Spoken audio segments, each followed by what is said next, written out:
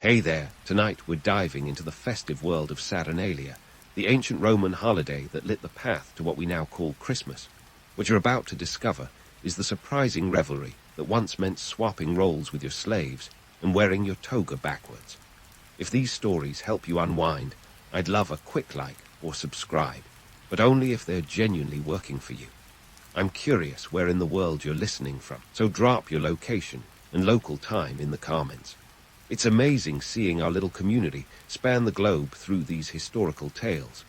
Now find your comfort zone, perhaps turn on a fan for that gentle background hum, and let's venture into tonight's story together. If you strolled through ancient Rome in mid-December, you'd have found yourself smack in the middle of Saturnalia, a festival so wild it made Mardi Gras look like a knitting circle. Saturnalia wasn't just any party. It was the party, honoring Saturn, the god of agriculture and liberation. It kicked off on December 17th and went on for a week or more, because why not? Romans knew how to celebrate, and they did it with gusto. Festival's timing wasn't a coincidence.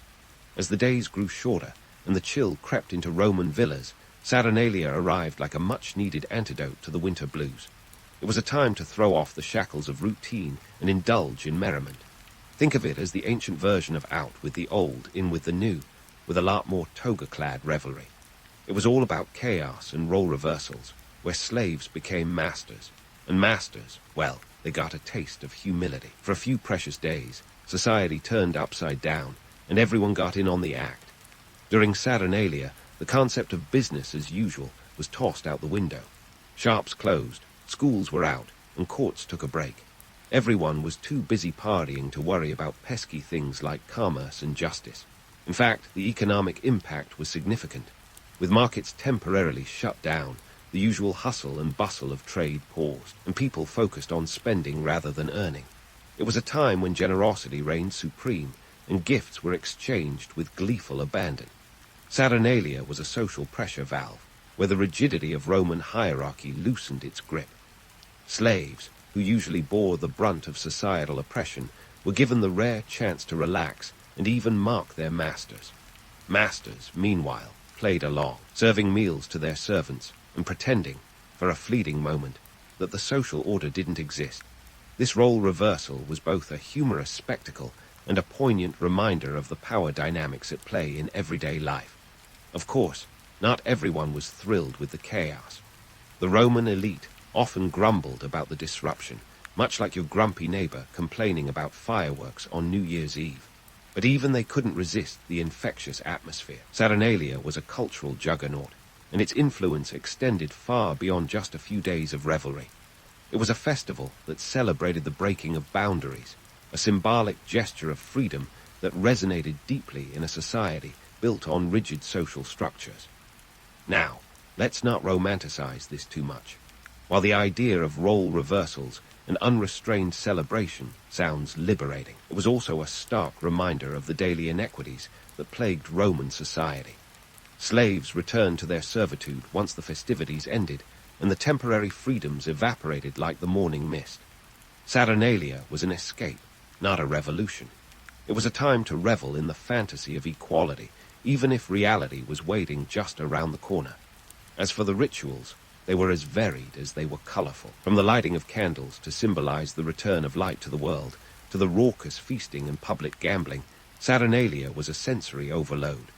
People donned their most vibrant clothes, and everyone from senators to commoners wore the pileus, a conical hat that symbolized freedom. It was a time when social norms were not just bent, but gleefully shattered. The significance of Saturnalia in Roman society can't be overstated. It laid the groundwork for future celebrations that would evolve into what we recognize as Christmas today. The echoes of Saturnalia resonate through history, a festival that dared to challenge the status quo and offered a glimpse of a world turned topsy-turvy. So, if you ever find yourself bemoaning the commercialization of modern Christmas, just remember, the Romans got there first, and they did it with a lot more wine and a lot less restraint. While the Romans certainly knew how to throw a party, Saturnalia took the cake, and then some. Picture this, a citywide bash where everyone from toga-clad aristocrats to the humblest slaves threw caution to the wind, and often their dignity. Public banquets were the heart of the festivities, sprawling affairs that made your average Roman feast look like a modest dinner party. Picture endless tables groaning under the weight of roasted meats, exotic delicacies, and enough wine to fill the Tiber. These banquets weren't just culinary orgies, they were social equalizers. In a society as stratified as Rome, that's saying something. For a brief moment in time, the man who usually ate gruel shared a table with the guy who owned half the city. And while that might sound like a charming idea today, let's not kid ourselves. This was more about spectacle than genuine social change. The streets, meanwhile, were alive with cheers, music, and the occasional scuffle.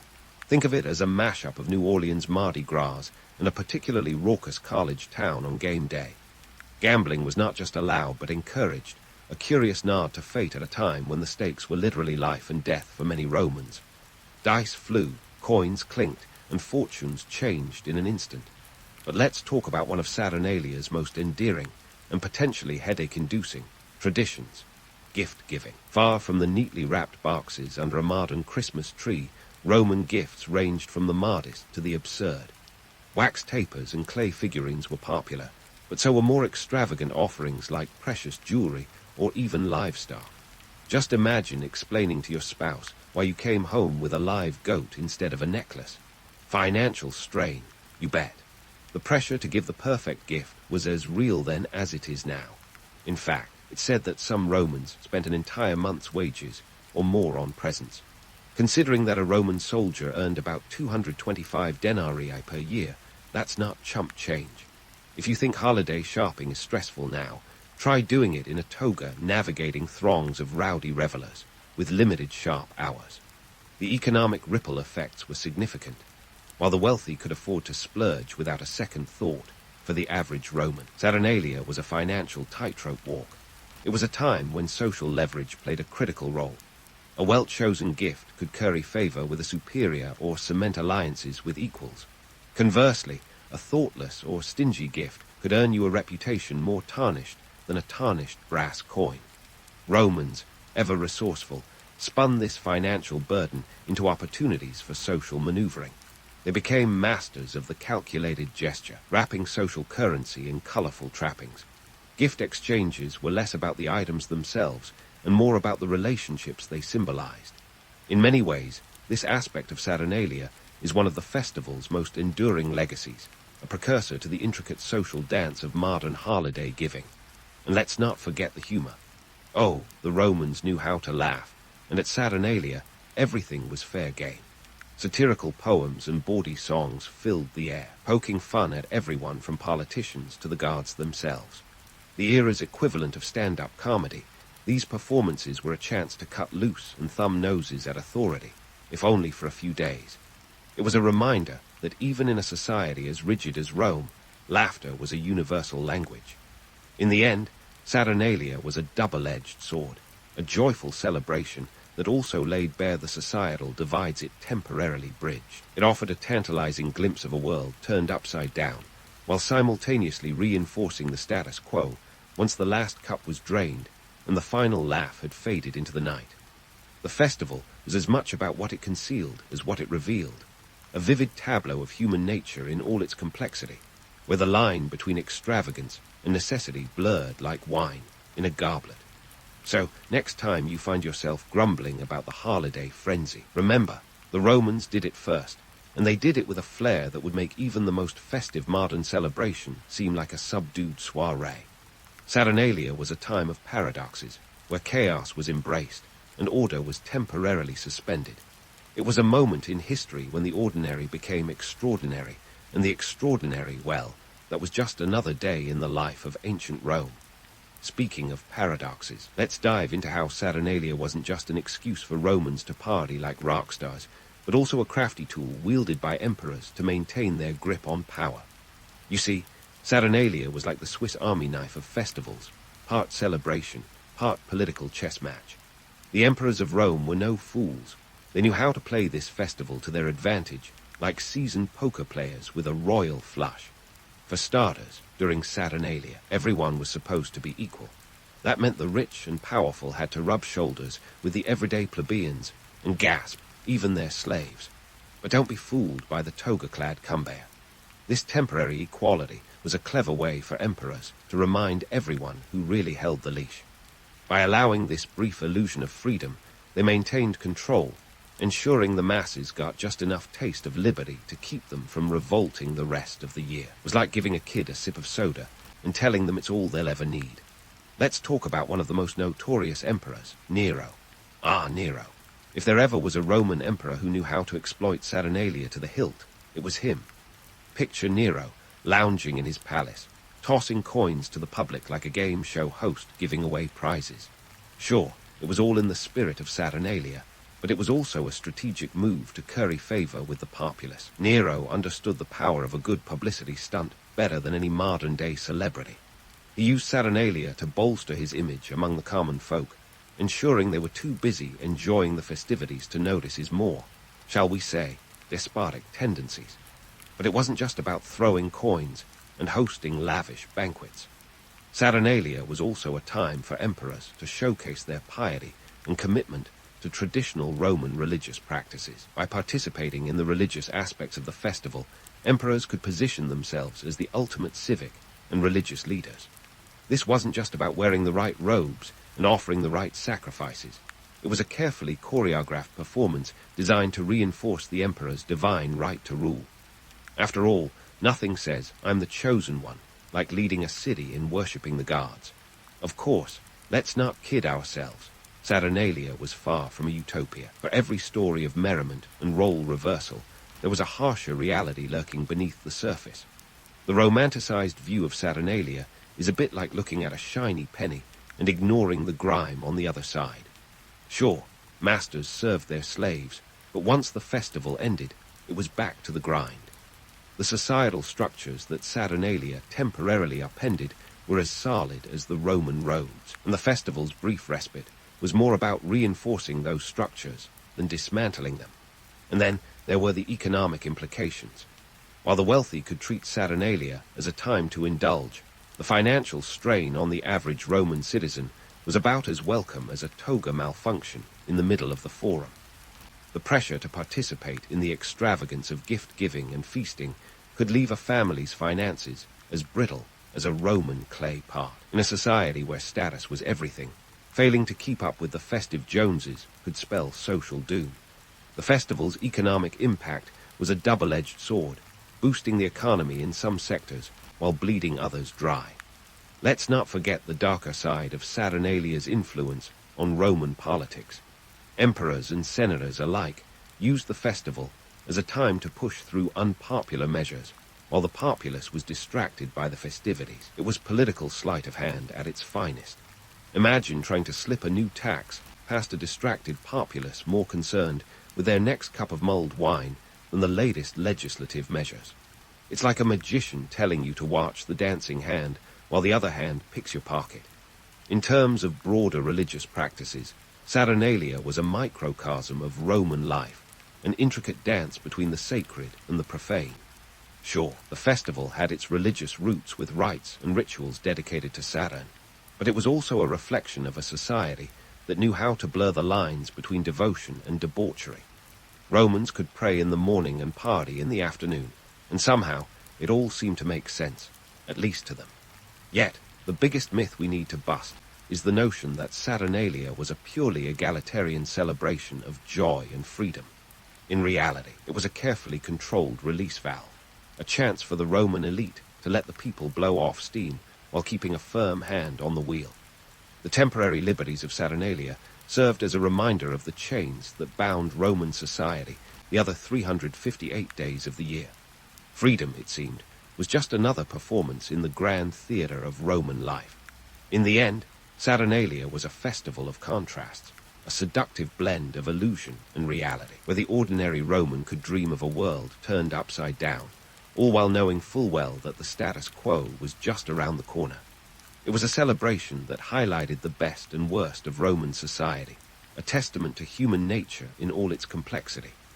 Like a Roman mosaic, Saturnalia was a collection of small, diverse pieces coming together to create a larger, more intricate picture, a picture that continues to fascinate and inspire, even as we peel back the layers of myth to reveal the truths beneath. And speaking of intricate pictures, let's pivot to an era where Saturnalia's kaleidoscope of chaos began to morph into something that resembles the Christmas we know today. Picture a Rome that's starting to feel the Christian heat, an empire that's slowly swapping its pantheon for a singular deity with surprisingly similar holiday habits. You see, by the 4th century, Christianity was no longer the underdog religion of the empire.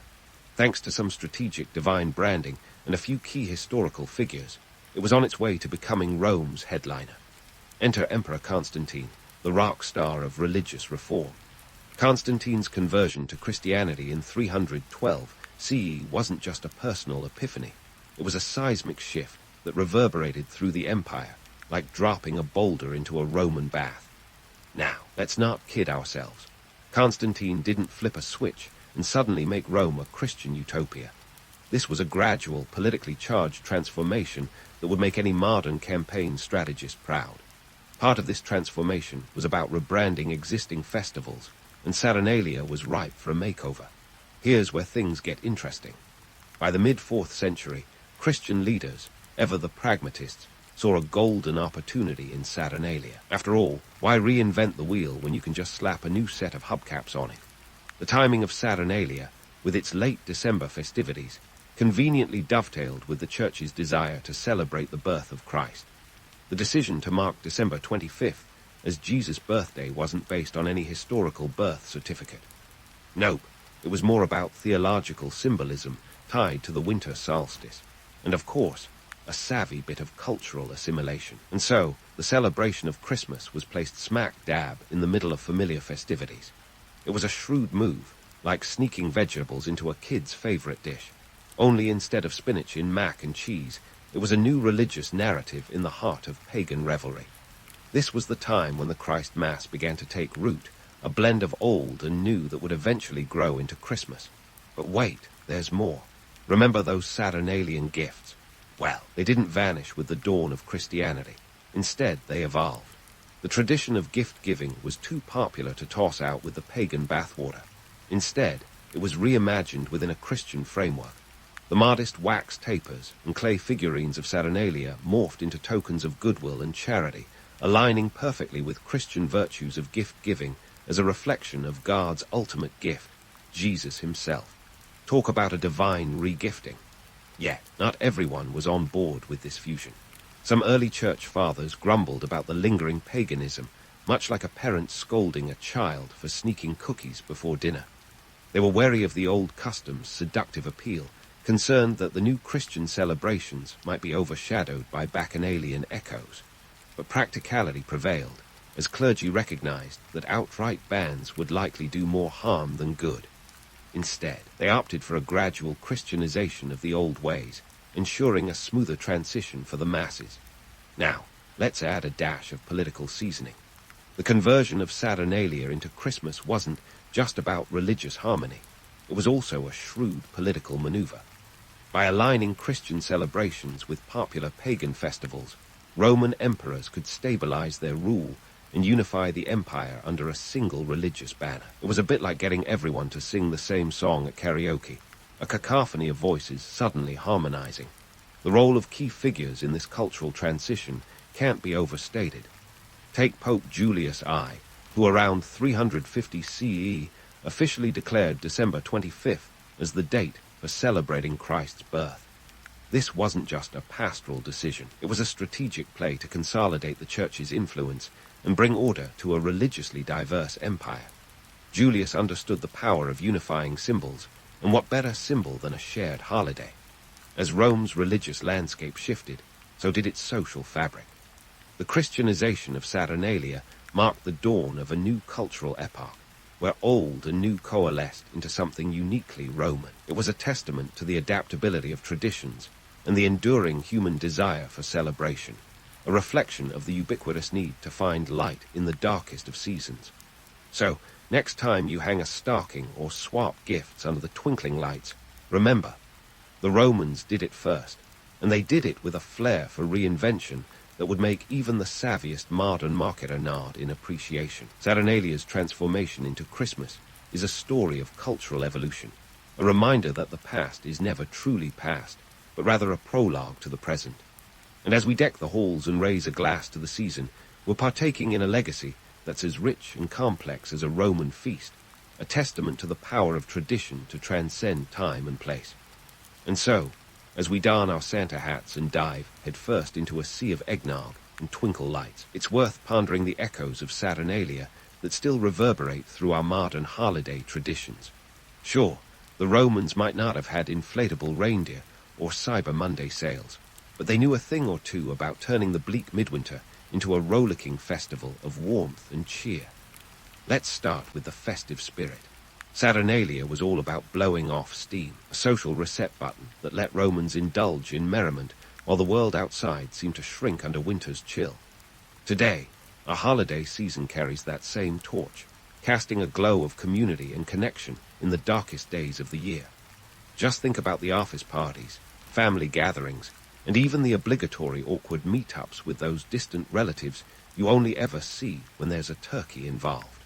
These are our modern Saturnalia moments, where the daily grind is sidelined in favor of laughter, togetherness, and maybe a little too much mulled wine. Then there's the gift-giving, the quintessential holiday tradition that's as old as, well, Saturnalia itself. While the Romans were busy handing out wax tapers and clay figurines, today's gift-givers have upped the ante with gadgets, gizmos, and the occasional panic-bought fruitcake. But at its core, the essence remains unchanged. Gifts are tokens of goodwill, symbols of affection, and yes, sometimes a chance to show off just a little. It's a dance as delicate as a snowflake, balancing generosity with the ever-looming shadow of credit card debt. And yet, we persist, driven by the same desire to connect and bring joy that powered Saturnalia's grand gestures. But let's not forget the role of chaos and role reversals. Saturnalia's appeal lay in its topsy-turvy nature, a world where societal norms were gleefully tossed out the window, if only for a few days. Today we channel that spirit in our own way. Ugly sweater contests, gag gifts, holiday pranks. These are the echoes of Saturnalia's gleeful anarchy. They remind us that during the holidays, it's okay to let loose, to laugh at ourselves, and to embrace the absurdity of it all. It's a nod to the Romans, who understood that sometimes, in order to survive the seriousness of life, you need a little silliness. Of course, we can't gloss over the economic side of things. Saturnalia was both a time of generosity and financial strain, a paradox that's as relevant now as it was then. Just ask anyone who's ever navigated a Black Friday sale. It's a battlefield where the spoils are wrapped in shiny paper. The Romans would have understood this all too well, with their own pressures to give the perfect gift while juggling their denarii. Yet, amidst the commercial chaos, there's an enduring truth. The true value of the season isn't measured in coins or credit, but in the connections we forge and the memories we make. Now, let's address the elephant in the room, or perhaps the reindeer. Saturnalia's transformation into Christmas is a testament to the adaptability of traditions and the human penchant for reinvention. What was once a pagan festival honoring a god of agriculture became a celebration of a different kind of birth, one that would lay the foundation for a new religious epoch. It's a narrative that's as much about cultural evolution as it is about religious history, a reminder that the past is never static, but always in conversation with the present. Yet, as we strip back the layers of myth and nostalgia, it's crucial to recognize the harsher realities that often lurk in the shadows of our holiday cheer. Saturnalia was, after all, a temporary reprieve from the rigid hierarchies and social inequalities of Roman life. Once the last of the wine was drunk and the final dice cast, reality returned with all its familiar constraints. The same can be said of our modern celebrations, which offer a respite from the everyday, but can't completely erase the challenges and inequities that persist beyond the tinsel and lights. In the end, what does Saturnalia represent today? It's a reminder of the enduring human need to find light in the darkness, to connect with others, and to celebrate life's fleeting joys. It's a festival that, despite its ancient origins, continues to resonate because it speaks to something universal and timeless. The Romans may be long gone, but their legacy lives on in our laughter, our gatherings, and our shared moments of merriment. So, as we wrap up this historical journey through the wintry streets of ancient Rome and the twinkling avenues of today, let's raise a glass to Saturnalia, a festival of paradoxes and possibilities, where the past and present collide in a kaleidoscope of chaos and community.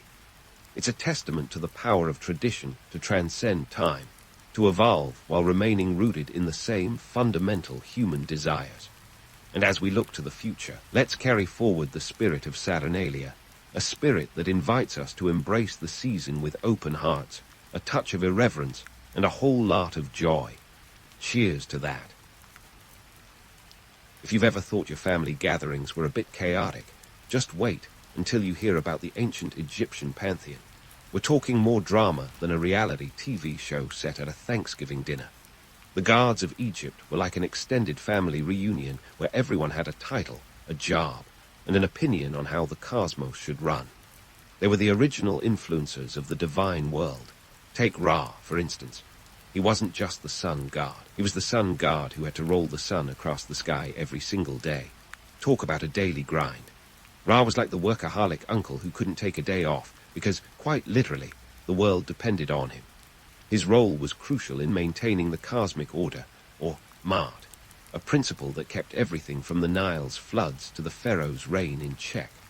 You could say Ra was the ultimate micromanager of the universe, and honestly, who could blame him? But let's not forget Osiris, Ra's equally busy colleague who had his own corner office in the afterlife.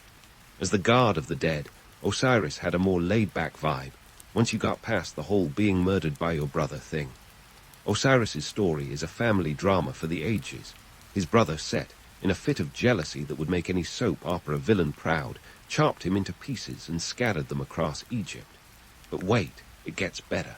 His wife, Isis, went on a scavenger hunt of a lifetime, collecting all the pieces to bring him back to life. Talk about dedication. Isis was the goddess of motherhood and magic, so if anyone could pull off a resurrection, it was her. These deities didn't just moonlight as characters in a celestial drama. They had specific jobs that reflected the Egyptians' understanding of the world around them. For instance, Thoth was the god of writing and knowledge. Imagine a deity that could ace any trivia night. Meanwhile, Anubis, the god of embalming and the afterlife, was the goth teenager of the pantheon, hanging out in cemeteries and ensuring the dead were properly mummified for their journey to the afterlife. And speaking of the afterlife, no ancient civilization was as obsessed with it as the Egyptians. They believed that life was just a warm-up act for the eternity that followed. This obsession led to some truly bizarre burial practices that make modern funeral customs seem like child's play. Forget simple coffins. The Egyptians went all out with pyramids, tombs, and enough grave goods to fill a small department store. The Great Pyramid of Giza, built for Pharaoh Khufu around 2560 BCE, originally stood at 481 feet. That's taller than the Statue of Liberty. It was the final resting place and a statement piece, like a tombstone with a serious case of overachievement. But let's bust a myth right here. No, the Egyptians didn't spend every single day building pyramids. Contrary to popular belief, these colossal structures were mostly constructed during the inundation season when the Nile flooded the fields, rendering agricultural work impossible. So, rather than lounging around, the workforce, comprising skilled laborers, not slaves, took on these monumental projects. They were paid in bread and beer, which doesn't sound too bad, considering the conditions. Ancient Egyptian religion wasn't just about gods and grand monuments. It was deeply woven into everyday life. Festivals, offerings, and rituals were a community affair. Temples were not just places of worship, but centers of economic and social life. The Temple of Karnak, for example, was like a small city, employing thousands and serving as a hub for trade and politics. Now, why did all this matter? It wasn't just about appeasing the gods or securing a cushy spot in the afterlife. Religion was a tool of the state, a way to maintain order and legitimize the pharaoh's rule. The pharaohs, seen as gods on earth, used this divine status to keep a lid on any potential uprisings. It was divine right meets absolute power, with a side of cosmic destiny. So, the next time you're pondering the mysteries of the universe or navigating family dynamics, just remember the ancient Egyptians. They turned their beliefs into a civilization that lasted over 3,000 years, with a pantheon that could rival any modern-day drama. They may have worshipped gods with animal heads and believed in an intricate afterlife, but their world was one of order, balance, and a touch of divine flair. Who can't appreciate a bit of flair now and then? But let's shift our gaze from the grandeur of pyramids and guards to the bustling centers of ancient Egyptian life, the temples.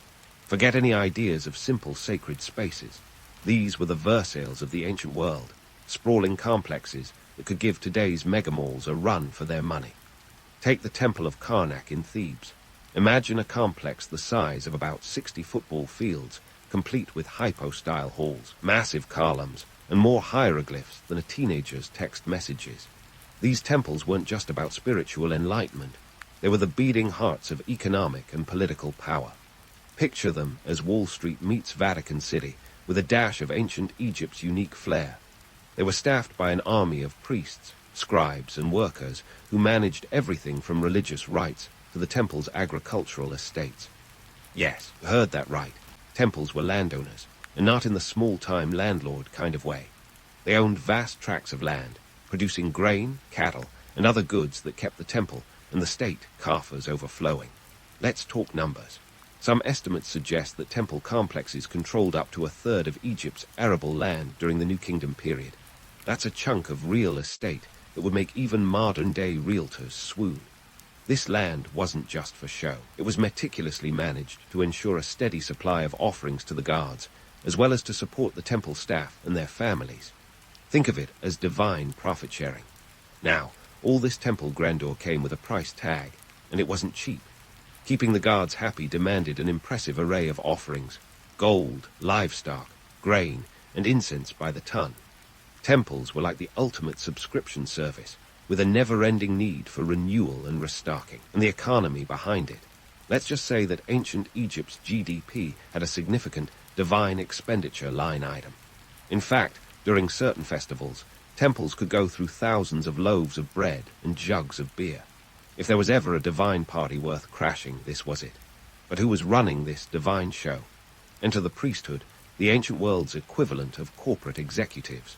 Priests weren't just spiritual guides. They were shrewd administrators and power brokers. Picture them less as serene monks and more like ancient CEOs, wielding influence over both the spiritual and political realms. The high priest of Ammon, for instance, was a figure of immense power, rivaling even that of the pharaoh. And let's not forget, this wasn't a celibate gig. Priests held hereditary positions, meaning temple power often stayed within influential families, much like royalty. Think dynasties, but with more incense and less paparazzi. The political clout of the priesthood was nothing to scoff at.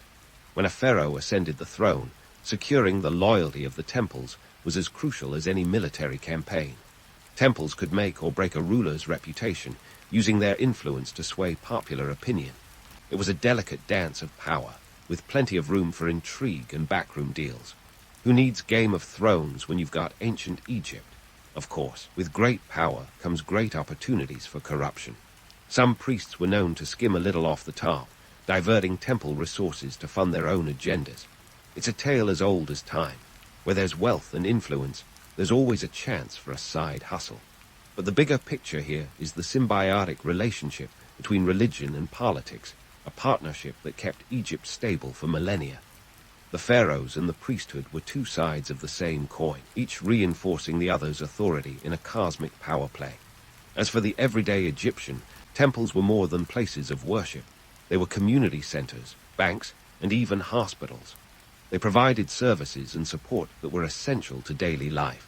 When you consider that temples were responsible for education, healthcare, and welfare, it's clear they were the backbone of society. But don't romanticize it too much. Access to these benefits often depended on one's social status and connections. It wasn't exactly the egalitarian utopia one might hope for. So, while we might marvel at the beauty and complexity of these temples, let's not forget the harsh realities they represented. Yes, they were places of worship and spiritual reflection, but they were also centers of economic power and political maneuvering. They show us a civilization that was as complex and multifaceted as the hieroglyphs that adorned their walls. In sum, the temples of ancient Egypt were monumental in every sense of the word. They were the epicenters of society, controlling vast resources and wielding significant political influence. The priests who ran them were far from the humble, holy men of myth. They were the power players in a divine corporate world. So the next time you stroll through a modern mall or attend a board meeting, spare a thought for the ancient Egyptian temples. They were the original multi-purpose complexes, where gods and mortals alike played their parts in the grand drama of life. As we step away from the temple's grandeur, let's dive into the daily spiritual hustle of the average ancient Egyptian. Imagine a world where gods didn't just reside in towering temples or distant heavens. They were right there in your living room. Well, not literally, but close enough. For the everyday Egyptian, religion wasn't confined to grandiose ceremonies. It was a home affair, complete with household altars and protective amulets, like an ancient version of a home security system. Picture this: a corner of your house dedicated to a small shrine, possibly adorned with a statuette of Bes, the household god known to have a face only a mother could love. Bes was the patron of home and family, warding off evil spirits and ensuring the family stayed safe and sound. His image, often rather comically fierce, was like an ancient Egyptian scarecrow for supernatural pests. In lieu of alarms, these folks had figurines and amulets that packed a metaphysical punch. Amulets in ancient Egypt weren't just decorative. They were the Swiss army knives of spiritual protection, warding off everything from crocodiles to bad dreams. And speaking of amulets, they were the ultimate accessory, with each symbol carrying its own special mojo. The Eye of Horus, a common talisman, was believed to have protective and healing properties. It's like having a first aid kit dangling around your neck. If you were particularly concerned about your afterlife real estate, you'd likely stash a scarab beetle amulet in your jewelry box, symbolizing regeneration and transformation. Clearly, ancient Egyptians were the original trendsetters in wearable tech, if tech included warding off the evil eye. Now, let's talk magic. Egyptians were the OGs of spell casting, with charm and incantation books that would make any wizard envious. Magic wasn't some fringe activity. It was as mainstream as your morning coffee. They believed that through the spoken word, one could alter reality itself. Think of it as the ancient version of Have You Tried Turning It Off and On Again? Only instead of restarting your computer, you were manipulating the fabric of existence. Spellbooks like the Coffin texts and the Book of the Dead were the go-to guides for navigating the mysteries of life and death, offering spells for everything from safe passage in the afterlife to curing a bad case of indigestion. In fact, magic was so embedded in daily life that even childbirth came with its own set of spells and rituals. Midwives, who were part-time magicians, used incantations to ensure a safe delivery, while the mother clutched amulets to protect both her and the newborn. It was a world where magic was medicine, and every ailment had an incantation solution. Got a headache? There's a spell for that. Need success in business? Grab your papyrus and start chanting. But let's not get too carried away by the allure of ancient spells. While the notion of magic is romantic, it was often a practical solution to the uncertainties of life. In a world without modern medicine, these incantations offered hope and a sense of control over the uncontrollable. Magic was the coping mechanism of a civilization that had yet to discover antibiotics or aspirin, a way to impose order on the chaos of the natural world. And speaking of chaos, let's tackle one of the most persistent myths of ancient Egypt, the dreaded curse. You know, the whole disturb this tomb and face the wrath of 1,000 pharaohs, S.H. Dick. It's the kind of story that keeps horror movie writers in business. But the reality? Ancient Egyptian curses were more like ancient clickbait than actual supernatural threats. Sure, some tombs had inscriptions warning of dire consequences for grave robbers, but these were more about psychological deterrence than actual magical booby traps.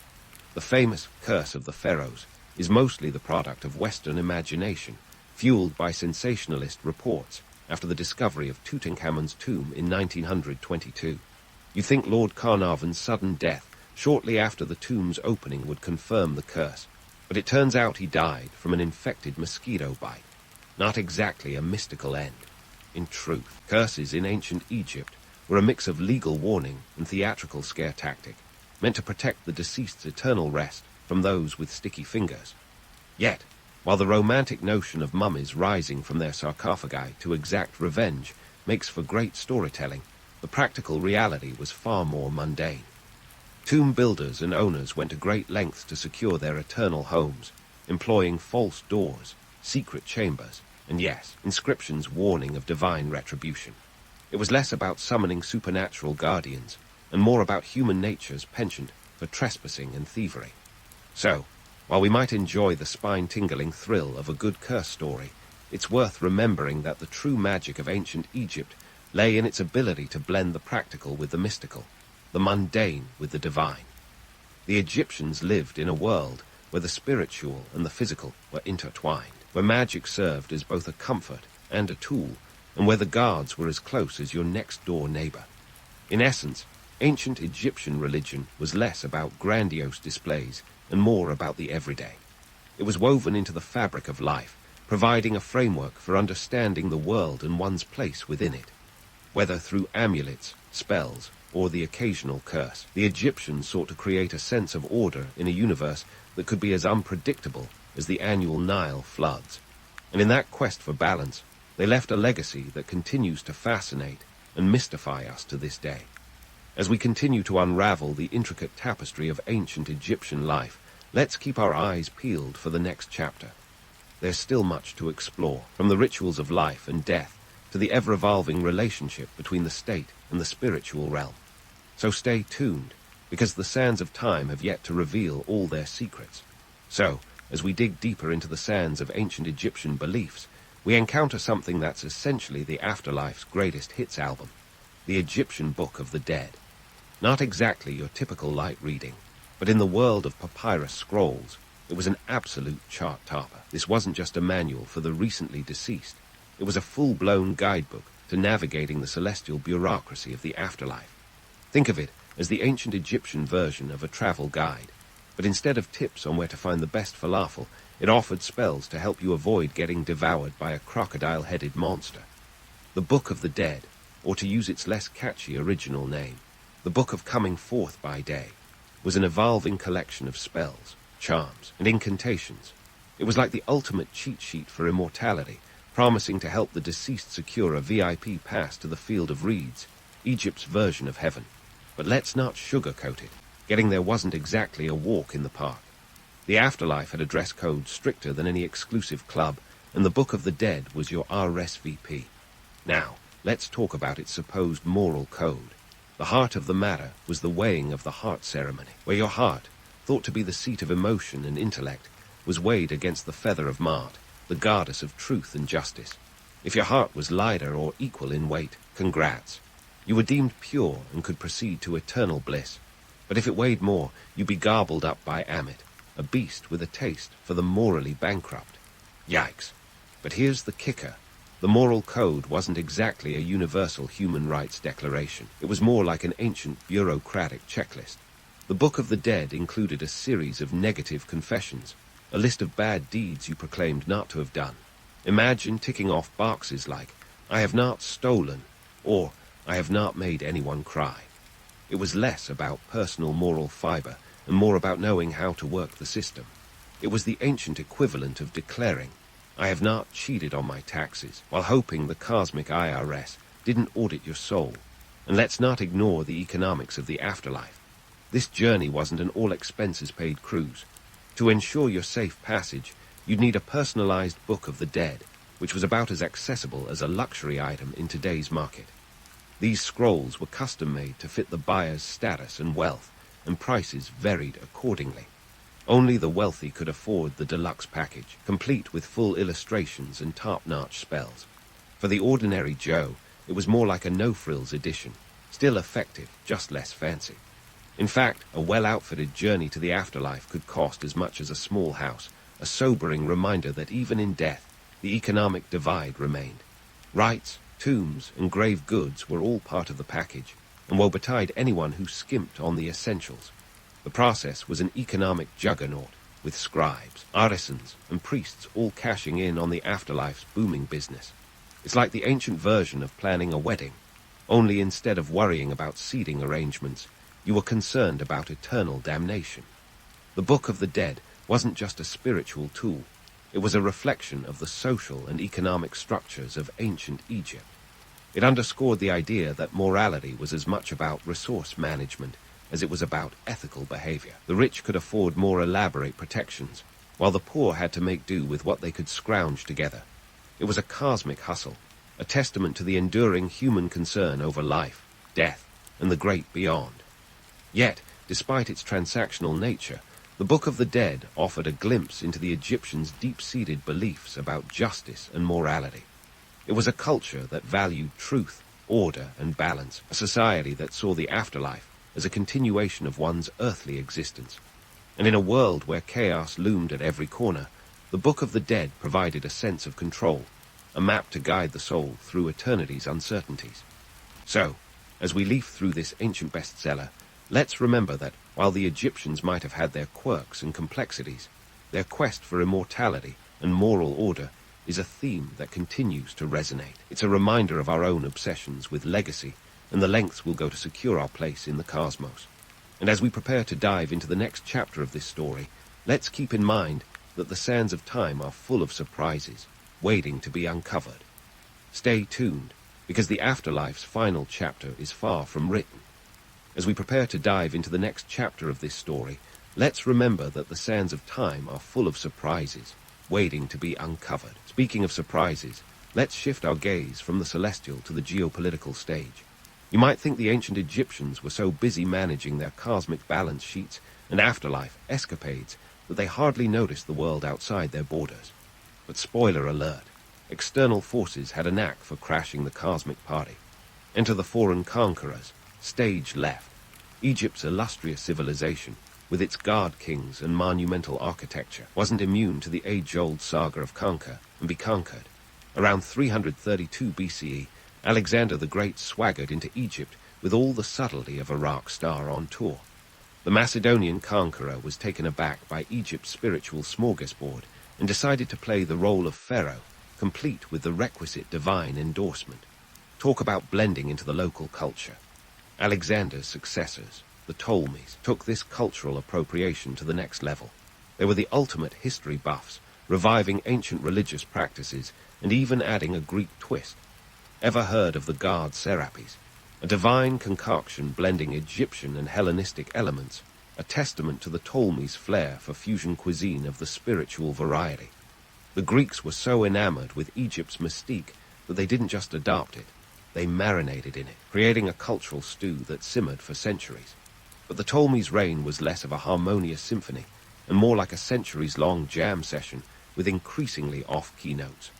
Fast forward to 30 BCE, when Rome entered the scene, and Cleopatra Roman VII became the last pharaoh standing. Her reign was a political soap opera starring Julius Caesar and Mark Antony, which ultimately ended with an asp and a dramatic exit from the world stage. With Cleopatra's death, Egypt slipped into the Roman Empire's embrace, where it became the empire's breadbasket and a jewel of the ancient world. Despite these conquerors, Egyptian religious practices proved remarkably resilient. The Romans, pragmatic as ever, left much of the religious infrastructure intact. After all, why fix what wasn't broken? Temples continued to operate, and Egyptian deities found their way into Roman pantheons. Isis, for instance, became a cult favorite in Rome, proving that Egyptian spirituality had crossover appeal. Yet, while Egyptian religion showed staying power, the political landscape shifted. The temple's economic might waned as Roman governors tightened their grip, redirecting the flow of wealth from the temples to Rome's coffers. The priesthood's influence ebbed, and the balance of power shifted away from the divine intermediaries of old. It was a harsh reality check for a civilization that once believed its pharaohs were gods on earth. As the centuries rolled on, the rise of Christianity and later Islam reshaped Egypt's spiritual landscape. By the 4th century CE, Christianity had gained a foothold, and many ancient temples were repurposed as churches. The transition was less about erasing the past and more about evolving the narrative, a cultural remix, ancient Egypt style. Now, let's fast forward to the modern era, where ancient Egyptian religion has achieved a kind of immortality, albeit in a different form. Today, Egyptian mythology captivates the imagination with a timeless allure that's hard to beat. From blockbuster movies to pop culture references, the imagery of pyramids, mummies, and gods with animal heads continues to enchant us. It's like the ancient Egyptians were the original brand strategists, crafting a legacy that's as enduring as the pyramids themselves. But let's not get too swept up in the romance of it all. The truth is, our fascination with ancient Egypt says as much about us as it does about them. We marvel at their achievements, their grand monuments, and their intricate beliefs because they speak to our own obsessions with legacy, power, and the afterlife. We romanticize the past, crafting narratives that resonate with our modern sensibilities while conveniently sidestepping the harsher truths. Yet, for all its grandeur and mystique, the story of ancient Egyptian religion is ultimately a human one. It's a tale of people grappling with the mysteries of existence, seeking to impose order on chaos, and striving for a sense of control in an unpredictable world. They built temples that were economic powerhouses, devised rituals that reinforced social hierarchies, and spun myths that offered comfort in the face of mortality. In the end, what endures from ancient Egyptian religion isn't just the romance of mummies and hieroglyphs, but the recognition that their quest for meaning is one we all share. It's a reminder that while the gods may have been immortal, the people who worshipped them were very much like us, navigating the complexities of life with a mix of ingenuity, hope, and a touch of divine flair. So, as we wrap up our journey through the spiritual landscape of ancient Egypt, perhaps we can take a page from their book, not the Book of the Dead, mind you, but the one that says it's okay to blend the practical with the mystical, to balance the mundane with the divine. Because in a world that often feels as chaotic as the Nile's floods, a little cosmic perspective never goes amiss. And who knows, maybe there's still some magic left in the sands waiting to be discovered.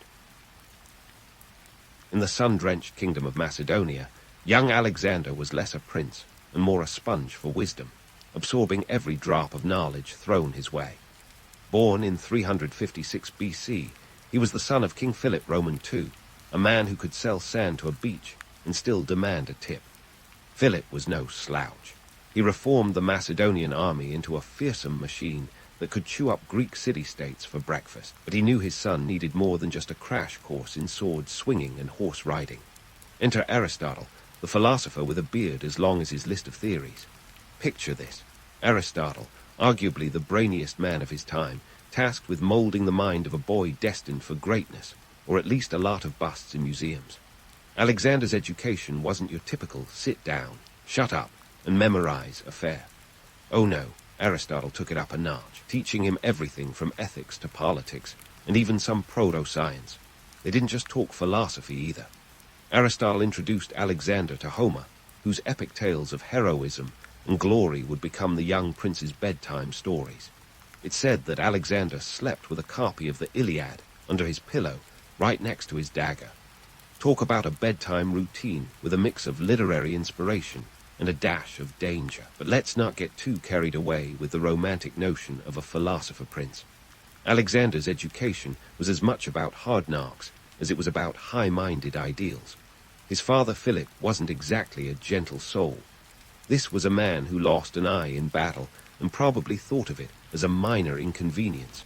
Philip's approach to parenting could be summed up as trial by fire. Gave Alexander his first taste of command, the Battle of Chaeronea, in 338 BC, when the young prince was just 18. Picture the scene. Alexander leading the charge with the Macedonian cavalry, an army that was essentially the ancient world's version of a steamroller, flattening whatever dared to stand in its path. Chaeronea was a textbook example of Philip's military genius, but it was also a testing ground for Alexander's budding strategic mind. Here, Alexander wasn't just following orders. He was making tactical decisions that would foreshadow his later exploits. The battle was a chaotic dance of shields, spears, and shouting, with Alexander reportedly leading a decisive cavalry charge against the sacred band of Thebes, an elite unit. No pressure, right? The result was a Macedonian victory that firmly established Philip as the big cheese of Greece. More importantly, it was Alexander's first taste of the intoxicating power of command, a heady brew he'd soon become addicted to. Now, speaking of Philip, there's no denying he cast a long shadow. But let's cut through the myths. Their relationship wasn't all father-son bonding moments.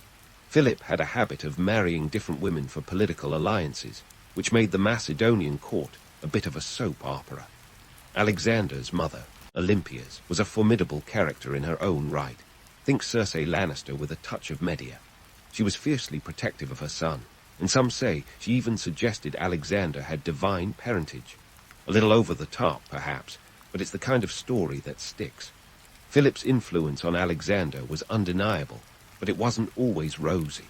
The Macedonian king was a larger-than-life figure, both a mentor and a rival. His assassination in 336 BC left a power vacuum that Alexander was quick to fill, but it was a relationship marked by tension and ambition. Philip was reportedly stabbed at a wedding banquet. Talk about drama. And some whispered that Olympias had a hand in it, although that's likely just ancient gossip.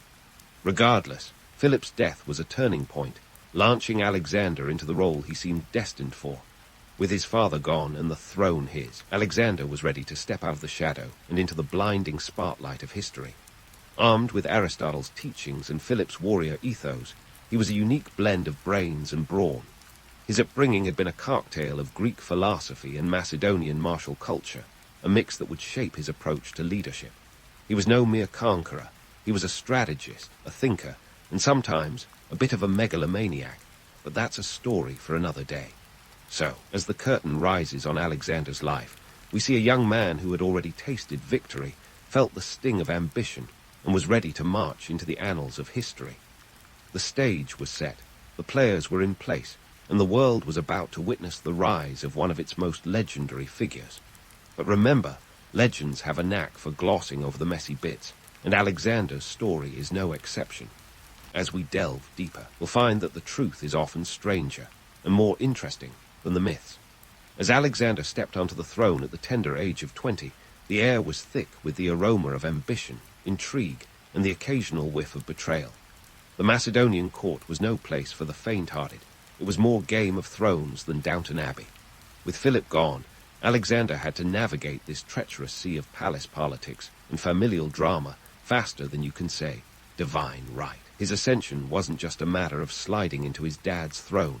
It was more like wrestling a bear while juggling flaming swords. Now, when we talk about Alexander, let's not forget the precarious state of his kingdom. Macedonia was a patchwork quilt of tribal factions, each with their own agendas, and not everyone was thrilled about young Alex taking charge. But here's where his education came into play. The lad had learned from the best, and he was about to put those lessons into action. With a mix of diplomacy, strategic marriages, and a dash of intimidation, Alexander began to weave these disparate groups into a unified force. It was less about warm hugs and more about calculated moves and the occasional sword point for emphasis. By 334 BC, Alexander had stabilized his shaky throne and was itching for a new challenge. Enter the Persian Empire, the ancient world's equivalent of a superpower. The Persians were rich, vast, and most importantly for Alexander, ripe for a good old-fashioned conquest. But before he could start his campaign, Alexander needed to bankroll his adventure. War isn't cheap, and the ancient Macedonian piggy bank wasn't exactly overflowing. So he did what any ambitious young conqueror would do. He raided the treasury of the Temple of Artemis at Ephesus. Talk about starting your military career with a bang and a side of sacrilege. But let's get to the meat of the matter, the Battle of Granicus. Picture this. It's May 334 BC, and Alexander is standing on the banks of the Granicus River, staring down a Persian army that likely outnumbered his own 2-1. The Persians had a formidable lineup of cavalry and infantry, and they were ready to send Alexander packing. But our young king had a trick or two up his sleeve. Instead of waiting for the perfect moment, Alexander decided to charge across the river, because why not make a dramatic entrance? Historians often wax lyrical about Alexander's boldness at Granicus, and for good reason. Charging a river in the face of an enemy army isn't just audacious, it's downright insane. But here's the kicker, it worked. Alexander's cavalry smashed into the Persian line, causing chaos and confusion. His phalanx followed, and in the ensuing melee, Alexander himself was nearly killed. Surprise, surprise, leading from the front has its risks. Legend has it that a Persian noble named Spithridates almost took off Alexander's head, but Cletus the Black, one of Alexander's pals, saved him at the last second. Talk about cutting it close, literally. Now, let's talk strategy. Alexander's tactics at Granicus weren't just about daring charges. They were a masterclass in psychological warfare. By attacking so unexpectedly, he shattered the Persian morale. The Persians were used to a certain decorum in battle, lining up, exchanging pleasantries, then proceeding to fight. Alexander's approach was more rock concert than opera, and it left the Persians scrambling. This victory at Granicus opened the floodgates for Alexander's campaign into Asia Minor, setting the stage for his future exploits. But we can't ignore the mythic narratives that grew from this victory. Some say Alexander was touched by the gods, destined to conquer the world. The truth, however, is less divine intervention and more human endeavor. Alexander's success was a cocktail of planning, audacity, and a fair amount of luck. Sure, the stories make it sound like he was the chosen one, but let's be real. He was a man with a plan, not a demigod on a mission. So, as we wrap up this chapter of Alexander's saga, remember that every legend has a solid foundation in reality. Alexander was a master of turning chaos into opportunity, blending his father's military innovations with his own flair for drama. The victory at Granicus wasn't just about defeating an enemy. It was the first step in a campaign that would forever change the course of history. But as with all great stories, this is just the beginning. Stay tuned as we dive deeper into the life of a man who would be king of kings, a legend in his own time, and a myth for the ages.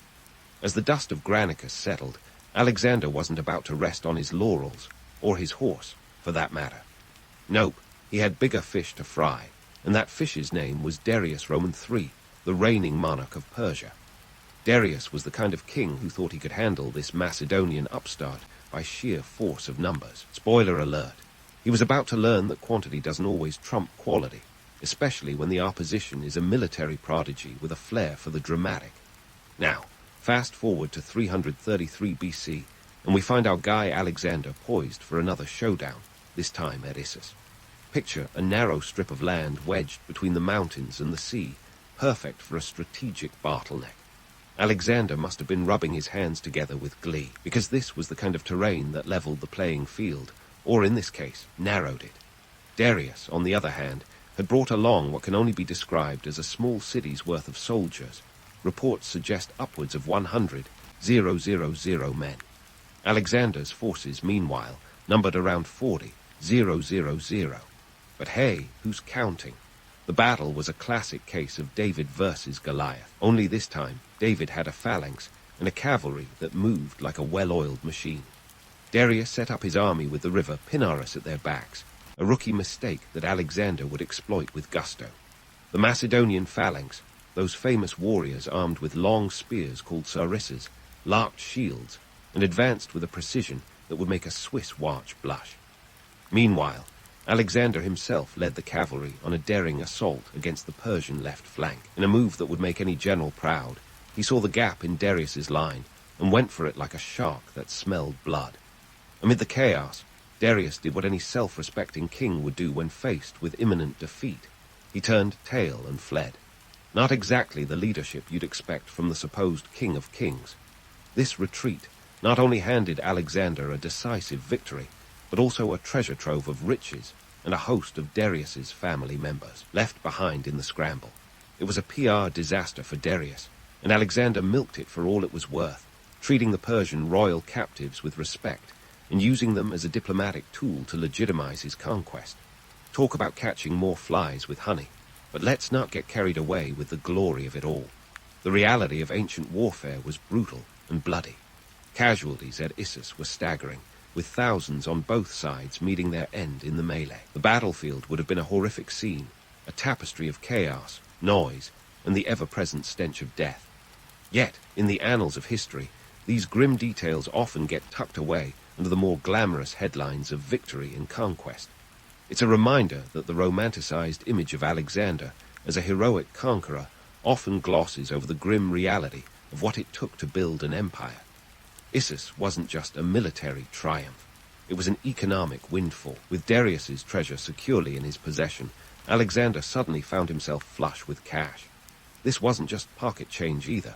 We're talking about enough silver and gold to fund his next grand adventure, the conquest of Egypt. For Alexander, Issus was like hitting a jackpot, and he was ready to roll the dice again. As he marched into Egypt in 332 BC, Alexander was not content to simply add another notch to his sword. He played the game of politics with the same finesse he showed on the battlefield. The Egyptians, weary of Persian rule, welcomed him with open arms, or at least with less hostility than they had shown their previous overlords. Alexander, ever the opportunist, didn't just conquer Egypt, he embraced it.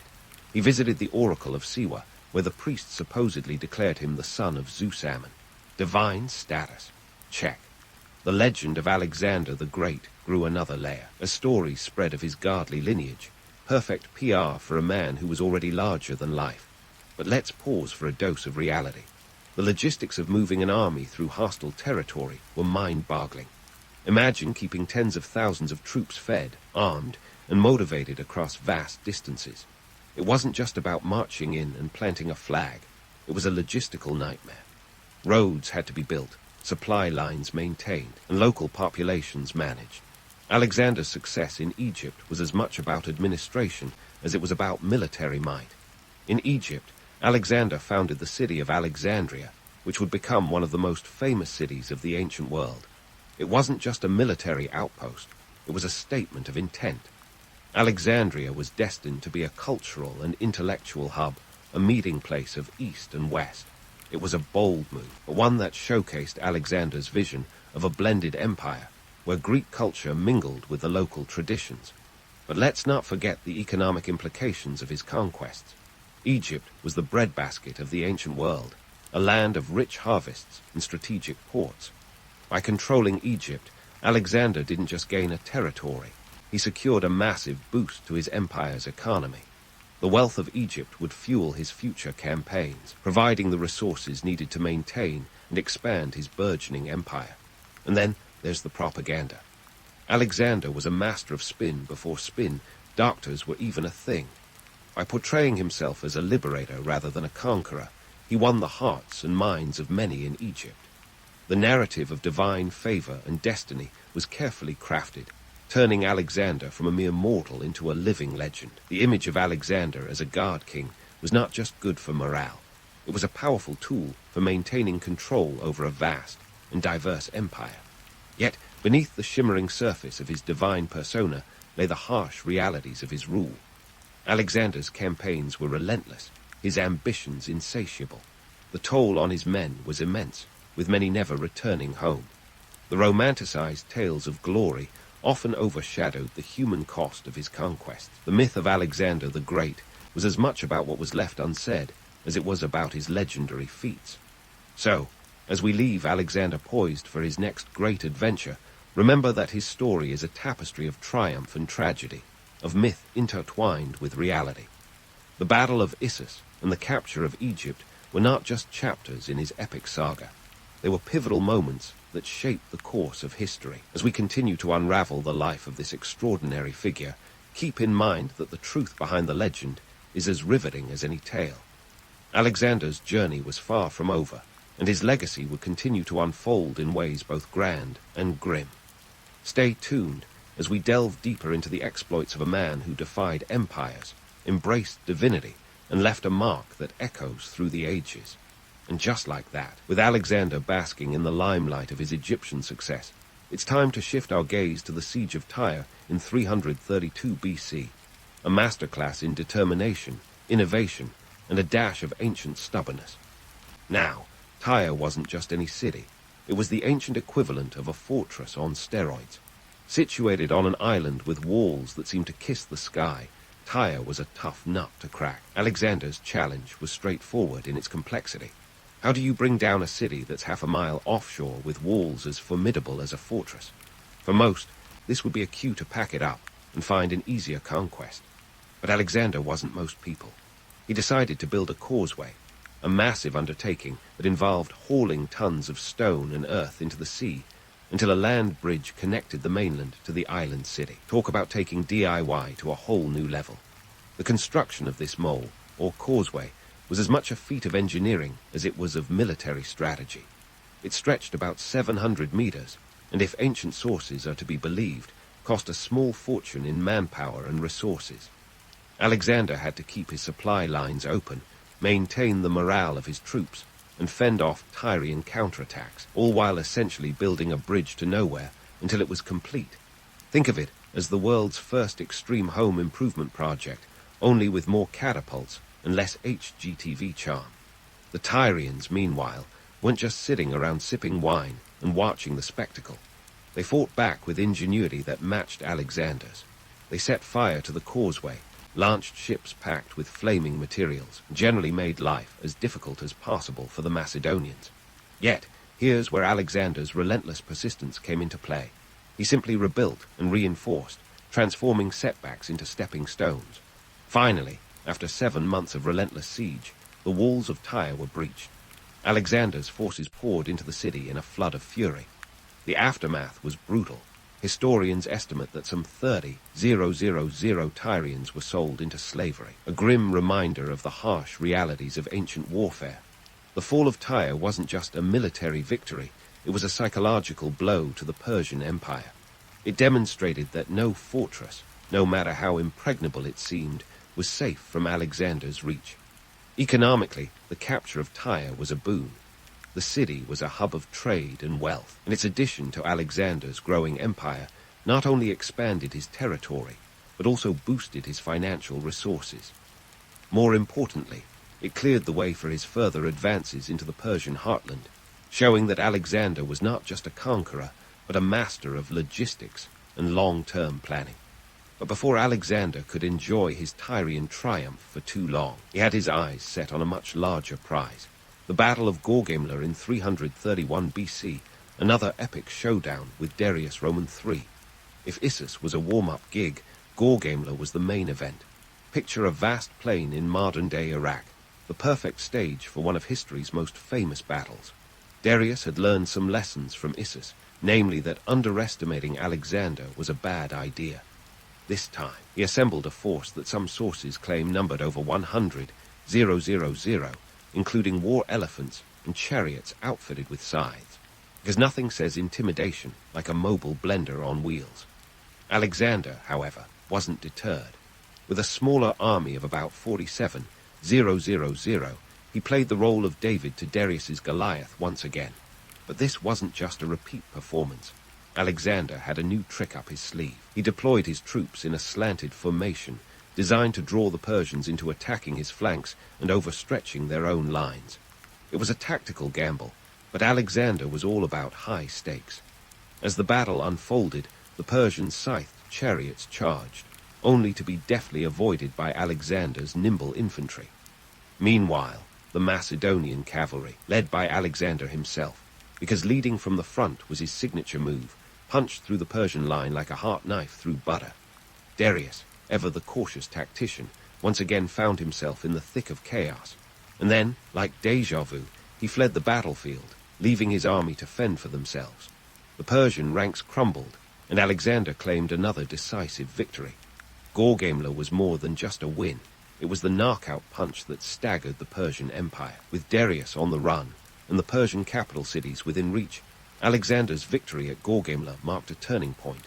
It was the moment when the Macedonian became the undisputed master of Asia, a title that came with both glory and a heaping side of logistical headaches. Managing an empire that spanned from Greece to the heart of Persia wasn't just about winning battles.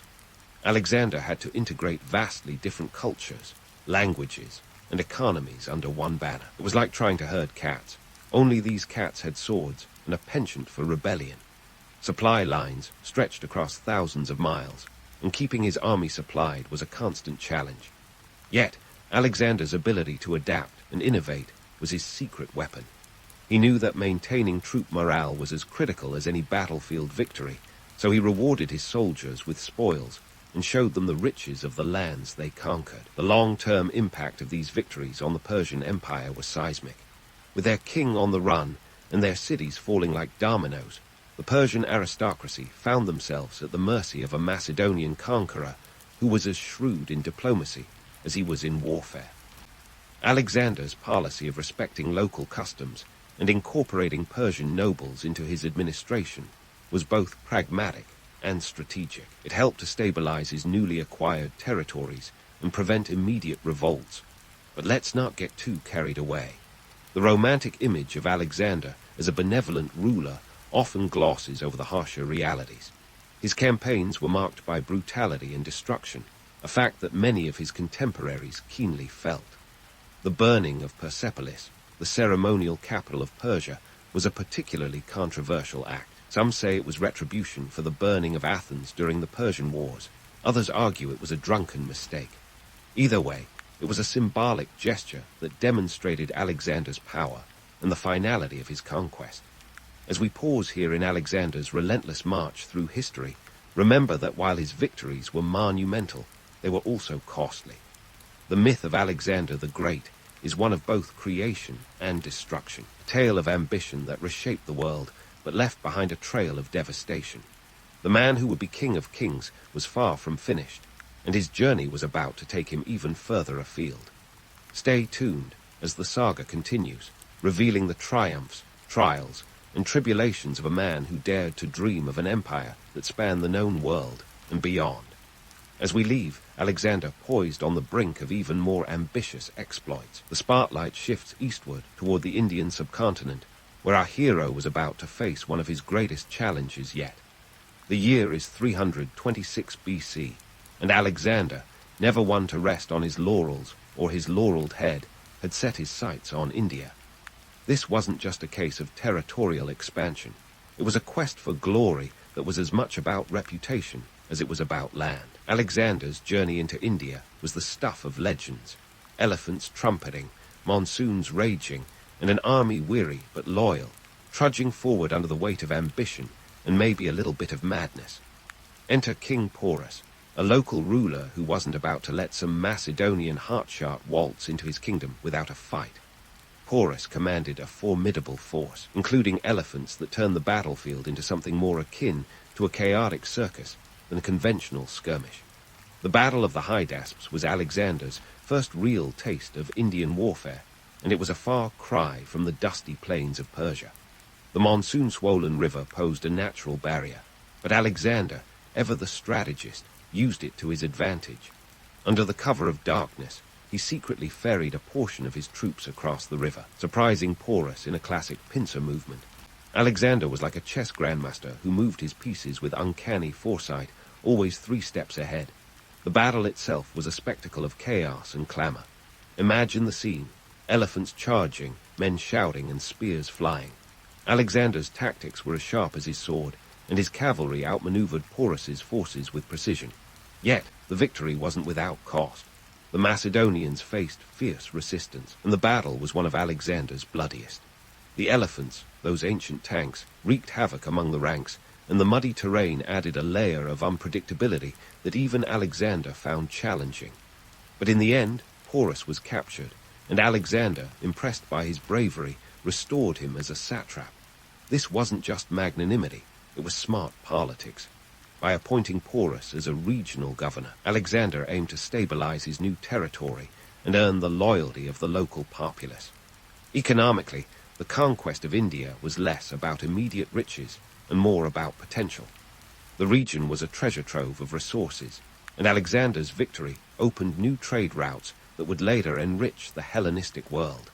But let's not ignore the logistical nightmare of this campaign. The monsoon season was relentless, and the terrain was unforgiving, a far cry from the arid expanses of Persia.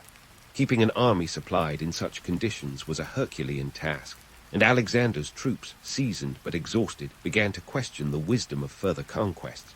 And there it was, the mutiny at the Hyphasis River, where the soldiers finally drew a line in the sand, or rather the mud. They were done. No more marching, no more battles, no more elephants. The call for home was louder than the call of glory, and even Alexander's legendary charisma couldn't sway them. It was a moment of reckoning for the conqueror who had never known defeat, a humbling acknowledgement that even the greatest of leaders must sometimes bend to the will of their followers. This was a turning point, not just in Alexander's campaign, but in the grand narrative of his life. It was a reminder that empires aren't built on ambition alone. They require the willing participation of those who serve. Alexander's decision to turn back wasn't just a concession. It was a strategic retreat, a recognition that his empire's stability depended on the morale of his men.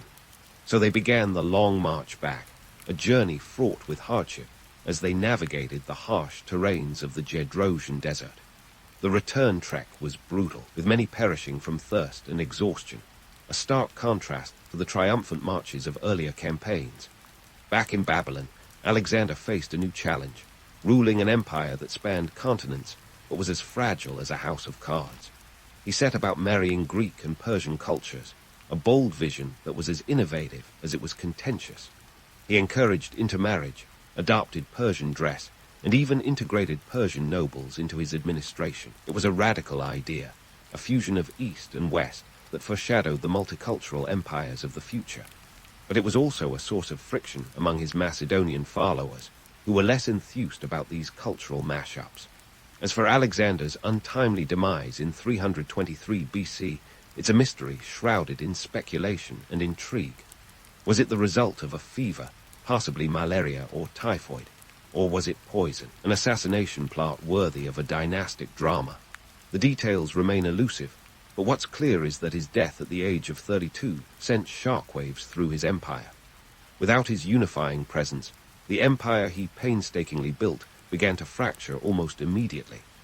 His generals, the Diadochi, carved up the territories like a pie at a particularly contentious family dinner, each taking a slice for themselves. The fragmentation of Alexander's empire was a testament to the realities of power without a clear successor. His failure to name an heir, a glaring oversight in hindsight, left a vacuum that ambition rushed to fill. It was an empire built on the charisma and vision of a single man, and without him, it crumbled like a sandcastle at high tide. The dream of a unified empire gave way to a patchwork of Hellenistic kingdoms, each vying for dominance in a world forever changed by Alexander's conquests. So, what do we make of the legend of Alexander the Great? He was a man who danced on the edge of myth, a conqueror who reshaped the ancient world with a blend of military genius and visionary leadership. Yet, beneath the veneer of divinity lay the harsh realities of human ambition and the limits of power. His story is a potent reminder that even the mightiest of empires are built on the shoulders of those who serve, and that their endurance hinges on more than just the dreams of one extraordinary individual. In the end, Alexander's legacy is a complex tapestry of triumph and tragedy, of cultural exchange and conquest. He left behind a world forever altered, a testament to the indelible mark of a man who dared to dream beyond the horizon. And while the myths of invincibility may endure, the truth is that Alexander was as human as the rest of us, driven by ambitions that were both monumental and, at times, unsustainable. His life was a journey that echoed with the clash of swords and the murmur of forgotten dreams, a saga that continues to captivate us with its blend of romance and reality. And that, dear listener, is the enduring power of history, a reminder that the stories of the past are as much about the lives we imagine as the truths we uncover. If you think your job is tough, try stepping into the sandals of a Roman slave trader. You're not just dealing in human lives, you're also juggling a logistical nightmare that would make even the most seasoned project manager weep into their toga. It's the high-stakes world of the Roman Empire, where around 500 slaves shuffled through the bustling streets of Rome alone. That's 500,000 people who had to be procured, transported, and sold like merchandise. Not exactly your average day at the office. First, let's talk acquisition. You've got to get your hands on these human commodities, and that's no walk in the forum. Your options: raiding, piracy, or purchasing prisoners of war. It's like shopping, but with a lot more violence and a lot less consumer protection. The Roman Empire was a veritable supermarket of human misery, stretching from Britain to Egypt and everywhere in between. Your best bet might be raiding the fringes of the empire, areas like Gaul or Dacia, where the locals weren't too thrilled about Roman civilization. But remember, they're not just going to roll over and let you take them. Expect some resistance, and by resistance, I mean arrows and swords aimed at your head. Once you've got your living inventory, you face the treacherous journey across the Mediterranean. The sea isn't just a scenic backdrop for your exploits. It's a moody beast that could swallow your cargo whole. Pirates patrol the waters like vultures, ready to pounce on your vessel and relieve you of your ill-gotten goods. And don't forget the storms.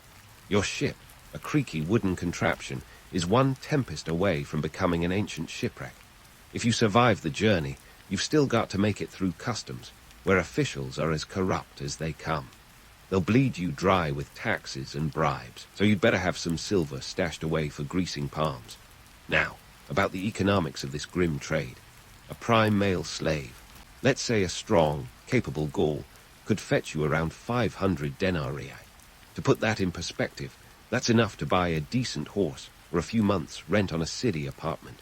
But before you start counting your coins, remember that acquiring a slave could cost you anywhere from 100 to 150 denarii. Factor in transportation, feeding your captives, and the inevitable loss of a few along the way due to disease or escape attempts, and your profit margins start to look as thin as a Roman scarf. This isn't just about making a quick buck. The Roman economy was a complex beast, and slavery was its beating heart. From agriculture to mining, slaves did the dirty work that kept the empire rolling.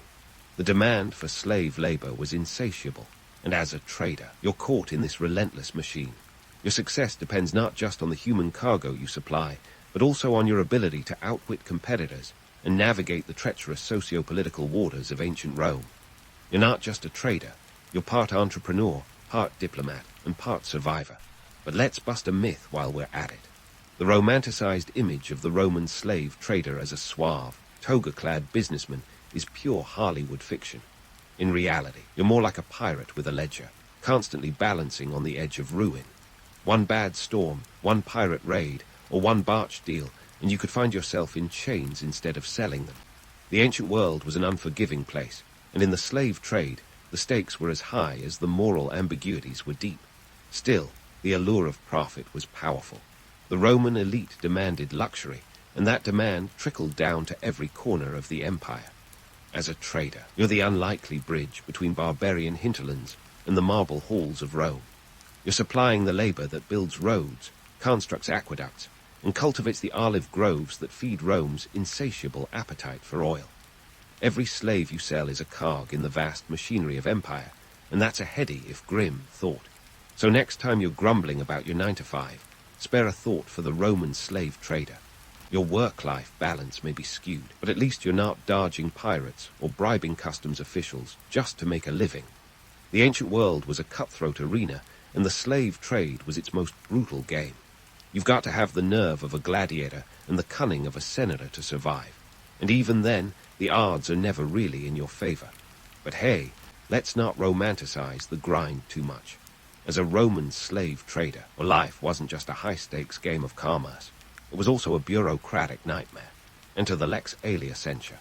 Introduced in 4 AD, this law was like a Roman version of red tape, designed to regulate the manumission of slaves, which is a fancy term for setting them free. Not that you were in the business of freedom, but understanding these laws was crucial. You see, this piece of legislation dictated that a slave couldn't be freed before the age of 30, unless you had a really good reason. Imagine trying to explain to a Roman magistrate why your prized gladiator, barely in his 20s, deserves a shot at liberty. Spoiler, because I felt like it, won't cut it. Now, while the Lex Alia censure was primarily concerned with freeing slaves, it also affected your trade.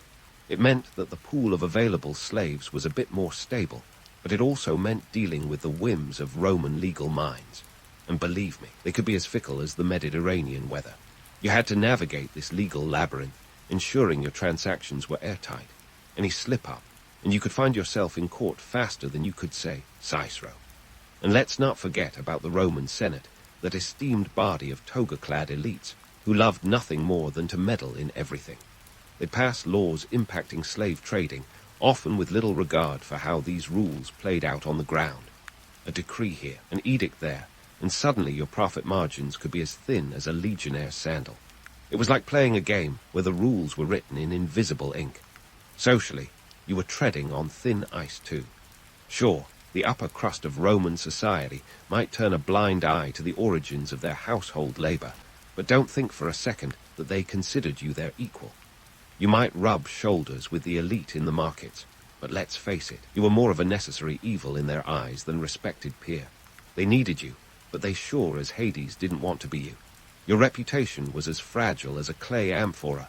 One wrong move, and it could shatter, leaving you ostracized faster than you could say, Ave Caesar. Speaking of reputation, let's talk about the moral gymnastics involved. Romans had this fascinating ability to compartmentalize. They could extol the virtues of Roman law and order, while turning a blind eye to the human suffering that fueled their civilization. You, as a slave trader, were right in the middle of this moral paradox. You had to play the part. nodding along as your patrician clients waxed lyrical about Roman virtues, all while knowing that you were providing the manpower that kept the whole system from collapsing like a poorly built aqueduct. Economically, the stakes couldn't have been higher. The Roman economy was a behemoth, and slavery was its backbone. Picture the agricultural estates, the latifundia, sprawling across the Italian countryside. They didn't run on good intentions and olive oil. They ran on the backs of countless slaves. If you were supplying these estates, you were part of a supply chain that stretched from the furthest reaches of the empire to the heart of Rome itself. One misstep, and you could find yourself replaced by another trader, one who was perhaps more willing to grease the right palms or cut a few corners. It's easy to romanticize this world, to imagine yourself strolling through the forum, wheeling and dealing like some ancient Wall Street mogul. But that's the stuff of Hollywood and history textbooks that gloss over the gritty details. In reality, you were more like a middle manager in a high-risk, low-reward operation. You had to keep your wits about you, always one step ahead of the competition and the law. One wrong move, and you could be trading places with your merchandise, feeling the weight of chains that were all too familiar. And yet, despite the risks, there was a certain allure to the trade. The potential for wealth was immense, and the chance to rub shoulders with the movers and shakers of the Roman world was tantalizing. If you played your cards right, you could amass a fortune that would set you up for life. But it was a gamble, a constant balancing act, where the stakes were nothing less than your livelihood and your freedom. So, while we might cringe at the thought of your daily grind, there's no denying the complexity and intrigue of your position. As a Roman slave trader, you were both a cog in the imperial machine and an operator navigating its inner workings. The laws, the social dynamics, the economic pressures, all were part of a vast tapestry that defined your existence. And while the romanticized image of the suave trader might be a myth, there's no denying the gritty reality of your role. You were a player in one of history's most brutal games, where the rules were constantly changing, and the stakes were as high as the columns of the Forum. And just like that, you're thrust into the chaotic world of Roman economics, where the stakes are as high as the columns of the Forum, and the risks are as unpredictable as a Roman chariot race. Let's dive into the financial roller coaster that was the life of a Roman slave trader, shall we? The market for slaves was about as stable as a ship in a Mediterranean storm. Slave prices fluctuated wildly, driven by everything from wars to the whims of wealthy Roman aristocrats. One minute, a prime male slave could fetch you 500 denarii, enough to make you feel like the emperor of your own little empire. The next, a glut in the market could see prices plummet faster than a lead anchor, leaving you clutching your purse strings in despair. Imagine waking up one morning to find your entire inventory devalued because some upstart general just dragged in a fresh batch of captives from Germania. It's enough to make even the most stoic of traders break a sweat. But why were these prices so volatile, you ask? Well, it's all about supply and demand, my friend. The Roman Empire was a vast, sprawling beast, with an insatiable appetite for labor to fuel its agricultural estates, mines, and construction projects. When a new territory was conquered, a flood of fresh slaves would hit the market, driving prices down and sending traders scrambling to adjust.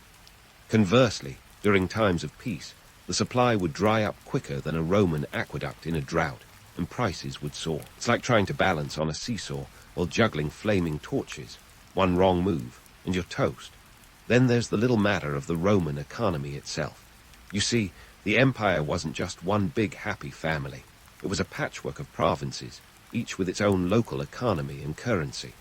Moving slaves across these borders was a logistical nightmare, akin to playing a game of economic hopscotch. Currency exchange rates could vary wildly, and local taxes and tariffs were as unpredictable as a Roman senator's loyalty. You had to be part trader, part economist, and part diplomat just to navigate this minefield. And let's not forget about inflation, that pesky economic gremlin that could eat away at your profits faster than you could say Julius Caesar. But the rewards, when they came, were sweet. A successful run could see you raking in profits that would make even the most miserly Roman banker green with envy. A few well-timed deals, and you could be living the high life, rubbing shoulders with the Roman elite in the finest villas, sipping wine from goblets that cost more than most people earned in a year. But remember, it was a high-wire act. and one misstep could see you plummeting into financial ruin. Of course, it wasn't just market forces you had to contend with. There were also the social and political factors that could make or break your business. The Roman Senate, that august body of toga-clad lawmakers, had a habit of passing laws that could send shockwaves through the slave market. One minute, you're riding high on the profits from a successful campaign. The next, you're scrambling to comply with a new edict that threatens to upend your entire business model. It's like trying to play chess with a board that keeps changing shape, and the pieces keep getting stolen when your back is turned. And let's not forget about the moral dimension of your trade. While Rome's upper crust might turn a blind eye to the origins of their household staff, the average Roman citizen wasn't always so forgiving. You walk a fine line between being a valuable member of the economic machine and a pariah, shunned by those who see you as little more than a glorified kidnapper. Your reputation is as fragile as a clay amphora. One wrong move, and it could shatter, leaving you ostracized faster than you can say, Ave Caesar. So, next time you're grumbling about market volatility or economic uncertainty, spare a thought for the Roman slave trader. Your financial woes might be stressful, but at least you're not trying to predict the price of human lives in an economy as unpredictable as the Roman weather. For these traders, the stakes were high, the risks were real, and the rewards, when they came, were as intoxicating as a goblet of the finest Falernian wine. But the path to success was fraught with danger and uncertainty, and only the shrewdest, most resourceful traders could hope to navigate it without losing their shirts or their heads. And as you continue to weave through the intricacies of the Roman slave trade, you do well to remember that this was no ordinary business. It was a brutal game of survival, where the rules were constantly shifting, and the stakes were nothing less than your livelihood and freedom. So while the romantic image of the savvy Roman trader might be a myth, there's no denying the gritty reality of the role. You were a player in one of history's most cutthroat industries, where fortunes could be made and lost in the blink of an eye, and where every decision carried with it the weight of history itself. So hold onto your togas, because this ride is far from over. As you navigate the high-stakes world of Roman slave trading, it's time to peel back the layers and get to the heart of the matter, the personal toll this grim business exacted on the traders themselves. You see, being a slave trader in ancient Rome wasn't just about counting coins and dodging pirates. It was a job that came with its own set of moral dilemmas and societal pressures. So grab your mental shovel, because we're digging deep into the psyche of those who made their living off the backs of others. Let's talk about the moral implications first. Being a slave trader meant living in a constant state of cognitive dissonance. Imagine waking up every morning knowing that your livelihood depended on the suffering of others. It wasn't like you were selling olive oil or pottery. Each transaction was a human life. While the allure of profit was powerful, it came with the nagging question of morality. You were providing the manpower for Rome's grandeur, but at what cost? Some traders justified their work by believing they were simply fulfilling a societal role, much like any other profession. Others, however, were haunted by the faces of those they sold, feeling the weight of their choices like a leaden yoke. Take, for instance, a personal account from the letters of Cicero, the famed Roman statesman. He mentions a trader named Publilius, who was known for his sleepless nights and troubled conscience. Publilius, despite his wealth, was often seen pacing the forum, muttering to himself about the chains of guilt that bound him tighter than any iron shackles could. While some might dismiss him as a rare exception, his story is a glimpse into the internal turmoil that many traders likely faced. But it wasn't just the inner moral struggle that weighed heavy. Societal perceptions added another layer of complexity. In Rome, reputation was everything. While the elite might have needed you, they didn't necessarily respect you. You were essential, sure, but also expendable. The Roman aristocracy had a knack for looking down their aquiline noses while benefiting from the very system you perpetuated. You were the necessary evil in their grand social play, the stager hand in their drama of power and luxury. This brings us to a little anecdote about Tiberius Claudius, a trader who had made a small fortune in the business. Tiberius attended a lavish banquet held by a senator, hoping to rub shoulders with Rome's upper crust. Instead, he found himself seated at the far end of the table, next to the servants' entrance. It was a subtle yet powerful reminder of his place in the social hierarchy, a cog in the machine, but never part of the elegant facade. Yet, despite the societal snubs, the financial rewards were undeniable. The allure of wealth was like a siren's call, leading many to ignore their own moral compass. And who can blame them? In a world where status was often measured by material wealth, the opportunity to amass a fortune was hard to resist. The promise of owning a luxurious villa, complete with a private bathhouse and frescoed walls, was enough to make even the most ethical trader waver. But let's not sugarcoat it. This wasn't a glamorous life. The psychological burden of the job could be crushing. Traders were constantly balancing on a knife's edge, grappling with the fear of financial ruin on one side and moral damnation on the other. It was a precarious existence, one that left many traders feeling like they were walking a tightrope over a pit of vipers. And speaking of tightropes, let's not forget the ever-present threat of legal entanglements. The Roman legal system was as complex as the labyrinth of Minos, and one misstep could see you tangled in its web. Traders had to be well versed in the laws surrounding slavery, not just to avoid court, but also to protect their profits. The lex alias censure, for instance, dictated the terms of manumission and could make or break a trader's fortune. It was like playing a game where the rules were as clear as a foggy Roman morning. Moreover, the psychological toll was compounded by the volatile nature of the market. Prices could swing like a gladiator's sword, and traders had to have nerves of steel to ride out the economic storms. Imagine the stress of watching your investments rise and fall based on battles and the whims of emperors. One day you're on top of the world. The next, you're scraping by, trying to pay off debts that pile up faster than the bricks of a Roman aqueduct. Then there's the social isolation. While you might have been surrounded by people, the nature of your work could leave you feeling like the loneliest person in Rome. The stigma attached to slave trading meant that genuine friendships were hard to come by. Many traders found themselves ostracized. Their company tolerated but never truly embraced.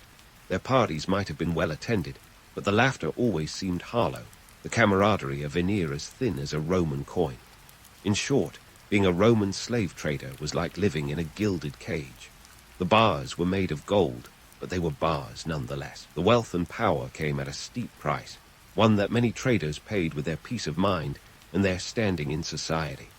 It was a life of paradoxes, a constant balancing act between profit and principle, survival and stigma. So, as we peel back the layers of this ancient profession, remember that the Roman slave trader was not just a historical villain or a faceless businessman. They were complex individuals, caught in a web of economic necessity and moral ambiguity. Their story is one of survival in a world where the stakes were as high as the columns they helped build, and the moral dilemmas as deep as the Roman catacombs. And with that, we leave our trader to continue navigating the treacherous waters of Roman commerce, their story far from over. As we look forward to the next chapter, there are still many more layers to uncover, more myths to debunk, and deeper insights to explore in the complex tapestry of the Roman slave trade. So stay tuned, because the ride is far from over, and the stakes are only getting higher. So, as the Roman slave trader continues their perilous journey through history, let's pivot and examine the long-lasting ripple effects of this grim trade on society and culture. Because, believe it or not, the echoes of those ancient transactions have reverberated through the ages, shaping economic systems and moral frameworks in ways that might just surprise you. First off, let's talk about the sheer scale of the Roman slave trade. At its peak, the Roman Empire had a population of roughly 60 to 70 million people, with estimates suggesting that slaves constituted about 10% to 15% of this number. That means we're talking about 6 to 10 million individuals living in bondage at any given time. This wasn't just a footnote in history.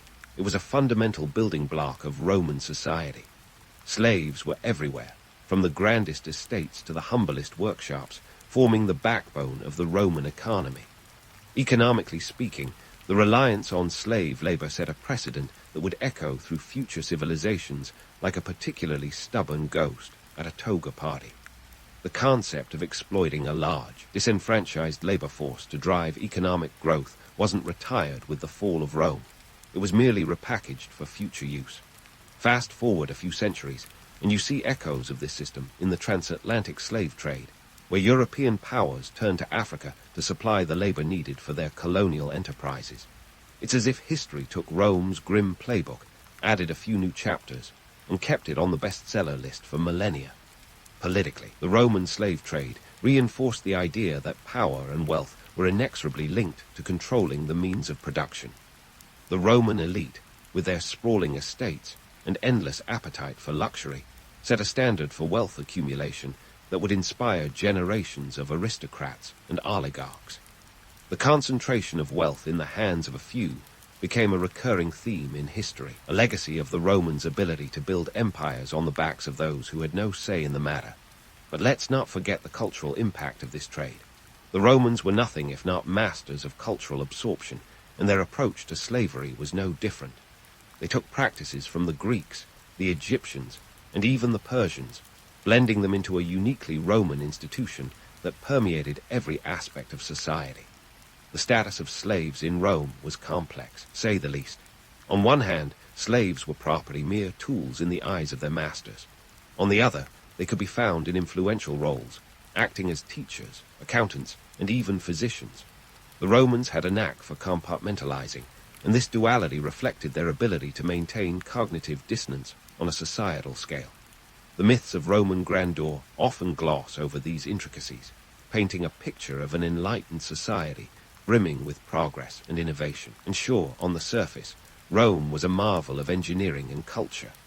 Their roads stretched over 250,000 miles. Aqueducts channeled water across vast distances with remarkable precision, and their architecture was nothing short of awe-inspiring. But beneath this glittering veneer lay the uncomfortable truth that much of this was made possible by a system built on exploitation and inequality. The glories of Rome, while undeniable, were inextricably linked to the suffering of millions. As for the moral costs, well, they were as vast as the Roman Empire itself. The normalization of slavery in Rome set a dangerous precedent, creating a societal blind spot that allowed future generations to justify similar systems of oppression.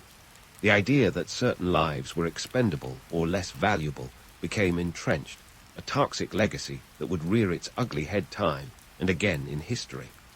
Now, let's debunk a myth or two while we're at it. The romantic notion of the benevolent Roman master who treated their slaves with kindness and respect is largely a work of fiction. While there were certainly exceptions, the reality was often far grimmer. Slaves were subjected to brutal treatment, their lives dictated by the whims of their owners. The concept of paterfamilias, where the male head of the family wielded absolute power, extended to slaves as well, leaving them at the mercy of a system that rarely saw them as anything more than chattel. Yet, despite these bleak realities, the allure of Rome endures. Its history is a complex tapestry of triumph and tragedy, innovation and exploitation. The myths of Roman greatness continue to captivate us, even as we grapple with the moral ambiguities that underpin them.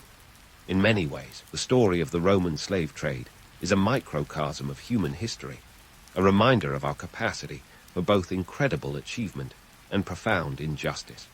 As we draw our exploration of the Roman slave trade to a close, it's worth reflecting on the lessons it offers. History isn't just a series of dates and events.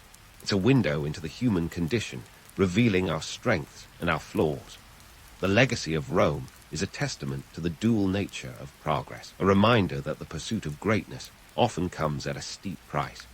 The grandeur of the Roman Empire was built on a foundation of contradictions, where the splendor of its achievements stood side by side with the harsh realities of its social order. So, as you drift off to sleep, ponder this. The Roman slave trade was more than just a chapter in history. It was a turning point, a moment that set the stage for future societies to grapple with the same age-old dilemmas. It challenges us to question the costs of our own progress, to reflect on the moral legacies we leave behind, and to strive for a world where the lessons of the past guide us toward a more just and equitable future. Sweet dreams, and remember, history is always more than what it seems. Somewhere in the dusty annals of human storytelling, long before Netflix binges or TikTok trends, there was a tale that could hold its own against any modern blockbuster. Enter the epic of Gilgamesh. A saga so ancient makes Homer look like a recent grad. We're talking about a story that's been around since about 2100 BCE, when Mesopotamia was the place to be if you were into ziggurats, cuneiform, and the occasional flood myth. This epic tale hails from the city of Uruk, a bustling metropolis of the Sumerian civilization, where Gilgamesh ruled with the kind of flair that only a demigod king could muster. Now, if you think your social media feed is overwhelming, try keeping up with Mesopotamian myths. These stories spread across the ancient world faster than you can say retweet. And just like today's memes, they were a mix of truth, exaggeration, and a healthy dose of imagination. Gilgamesh himself was part historical figure, part mythological superhero. He was said to be two-thirds divine, because why settle for just half? And his adventures with sidekick Enkidu had all the drama and bromance you could ask for. But let's not get ahead of ourselves. Before we dive into those escapades, we need to understand the world that gave birth to such stories. Picture Mesopotamia around 2100 BCE, a land nestled between the Tigris and Euphrates rivers, which, unlike your average unreliable GPS, were very much the real deal. These rivers provided the lifeblood for agriculture, trade, and the flourishing of what we now call civilization. This was the Sumerian heartland, home to innovations that laid the groundwork for modern society. They didn't just mess around with clay tablets for fun. They basically invented writing. Cuneiform was their ticket to recording everything from epic tales to grocery lists. Interestingly, these myths weren't just bedtime stories for ancient Mesopotamians.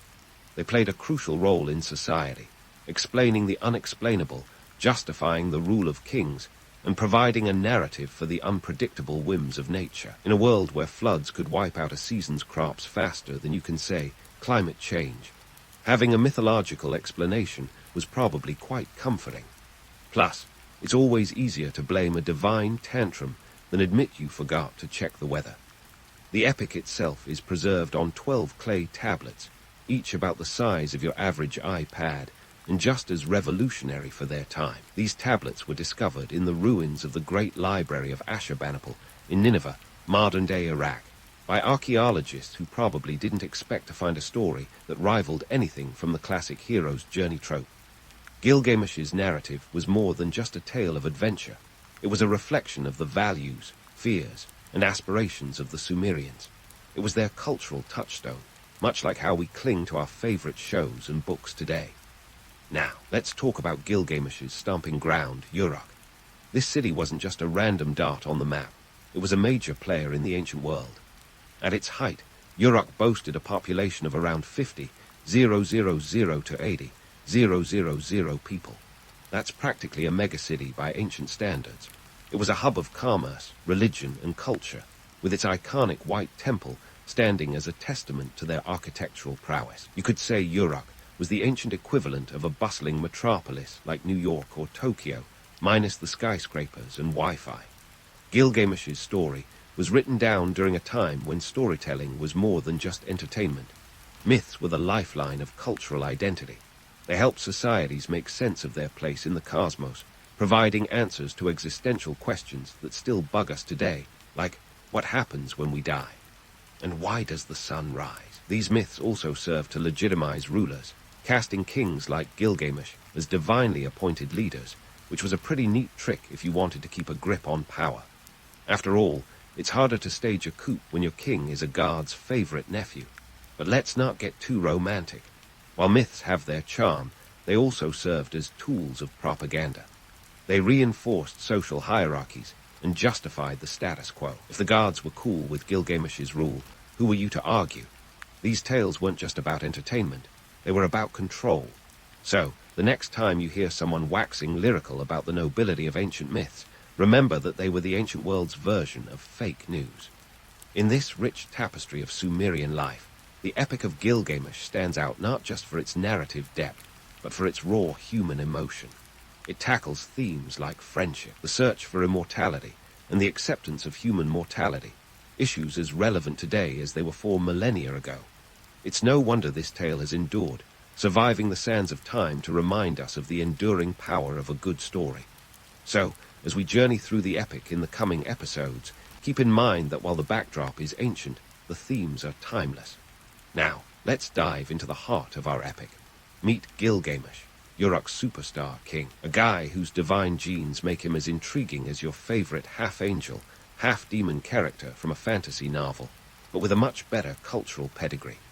2/3 divine and 1/3 human, which, if you're doing the math, means he's got more in common with the gods than the guy next door. This ratio alone makes him the ancient world's equivalent of a rock star, but with more ziggurates and fewer guitars. Gilgamesh's reputation wasn't merely a product of good storytelling.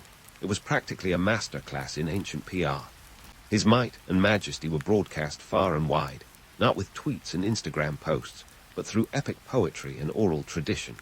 If you lived in 2100 BCE and wanted to ensure your exploits were remembered, you'd need a bard, not a social media manager. And boy, did Gilgamesh deliver stories worth singing about. Now, let's debunk the myth that Gilgamesh was just some ancient superhero cape-deep in mythical shenanigans.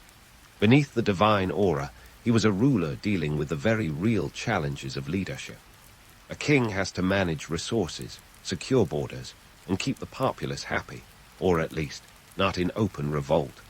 Turns out, being 2/3 divine doesn't exempt you from the trials of governance. Imagine juggling all that with the added pressure of living up to your godly ancestry. Gilgamesh's city, Uruk, wasn't just about towering mythological narratives. It was a thriving economic hub. The city was a pioneer of urban living, complete with a complex economy based on agriculture and trade. Uruk's residents didn't just lounge around reciting poetry. They tilled fields, crafted goods, and traded with neighboring regions. It was a city where the mundane and the mythical intertwined, and where Gilgamesh's larger-than-life persona was a critical part of the cultural fabric. Speaking of personas, let's talk about Gilgamesh's bromance with Enkidu, a wild man created by the gods to be his equal, and hopefully to take him down a peg or two. Their friendship is the stuff of legends, literally. Enkidu starts life as a shaggy-haired, back-to-nature type, living off the land and hanging out with animals. He's the original eco-warrior, minus the hemp clothing. But the gods had other plans, and after an intervention that involved a woman named Shamhat and some strategic seduction, Enkidu is introduced to civilization. Think of it as the ultimate makeover show, with Enkidu trading in his wild ways for a more domesticated lifestyle. The bond between Gilgamesh and Enkidu is a fascinating study in contrasts. Here's Gilgamesh, the urban king, with his polished temples and well-ordered city, and there's Enkidu, fresh from the wilderness with a raw sense of freedom. Their friendship is a metaphor for the balance between civilization and nature, order and chaos. It's a dynamic that echoes through history, reminding us of the eternal dance between these forces that shape human existence. Together, Gilgamesh and Enkidu embark on adventures that would make any action movie director envious. They battle the monster Humbaba in the cedar forest, a quest that isn't just about heroic daring, but also about resource acquisition. Cedar wood was a valuable commodity in Mesopotamia, where deforestation was a genuine concern. So, while the tale spins a narrative of valor and triumph, it's also underscored by the practical realities of economic necessity. You can't maintain a sprawling city like Uruk without a steady supply of resources, after all. But their exploits aren't just about slaying monsters and collecting timber. They're also about confronting deeper existential questions. During their adventures, Gilgamesh begins to grapple with his mortality, a theme that will become increasingly important as the story unfolds. Despite his divine ancestry, Gilgamesh is painfully aware that death is the great equalizer, a reality that neither kings nor commoners can escape. And it's here that the epic transitions from heroic exploits to a poignant meditation on life and death. Enkidu's eventual demise is a turning point, not just for Gilgamesh, but for the narrative itself. It forces our hero to confront the fragility of life and the inevitability of death. These themes are as relevant today as they were thousands of years ago, reflecting the universal human quest for meaning and legacy. The story of Gilgamesh and Enkidu isn't just an ancient buddy film. It's a reminder of the enduring power of friendship and the profound impact it can have on our lives. Their bond transcends the boundaries of time and culture, resonating with anyone who's ever shared a deep connection with another person.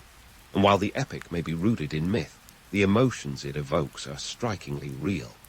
In the end, Gilgamesh's journey is about more than just heroic feats and divine lineage. It's about the search for something greater, an exploration of what it means to be human. As we delve further into the epic, we'll continue to unravel the layers of this timeless tale, examining how the legends of old continue to shape our understanding of the world and our place within it.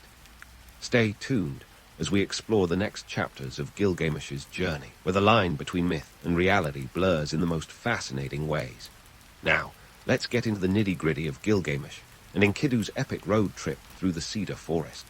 These two weren't just taking a leisurely stroll through the woods. They were on a mission to confront Humbaba, the forest's fearsome guardian. Humbaba wasn't just the Mesopotamian equivalent of a bouncer. He was a symbol of nature's untamed power and mystery.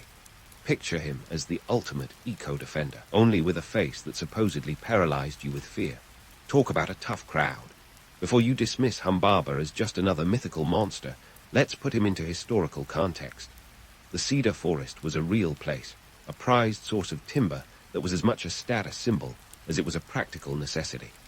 In an era when building materials weren't exactly Amazon Prime eligible, cedar was like the platinum card of resources, durable, fragrant, and resistant to pesky things like rot and insects. This made it a hot commodity in the ancient world, coveted for everything from constructing temples to crafting fancy furniture. So when Gilgamesh and Enkidu set their sights on this sacred wood, they weren't just battling a beast. They were engaging in a high-stakes game of resource acquisition. Their journey to the cedar forest was no Sunday hike. It involved traversing hundreds of miles, a commitment as arduous as any modern epic trek. We're talking about a landscape where the threat of dehydration was as real as the mythical monsters lurking in the trees. According to the epic, it took several days to reach the forest, a journey that tested not only their physical endurance, but also their resolve. The stakes were high, with the guards themselves watching their every move like a divine reality TV show. Once at the forest, the battle with Humbaba was more than just a test of brawn. It was a clash of civilizations. Gilgamesh, representing the apex of human achievement and urban sophistication, faced off against Humbaba, the embodiment of nature's raw, untamed spirit. The fight was as much about conquering the wild as it was about asserting human dominance over the natural world. And let's not forget the divine angle.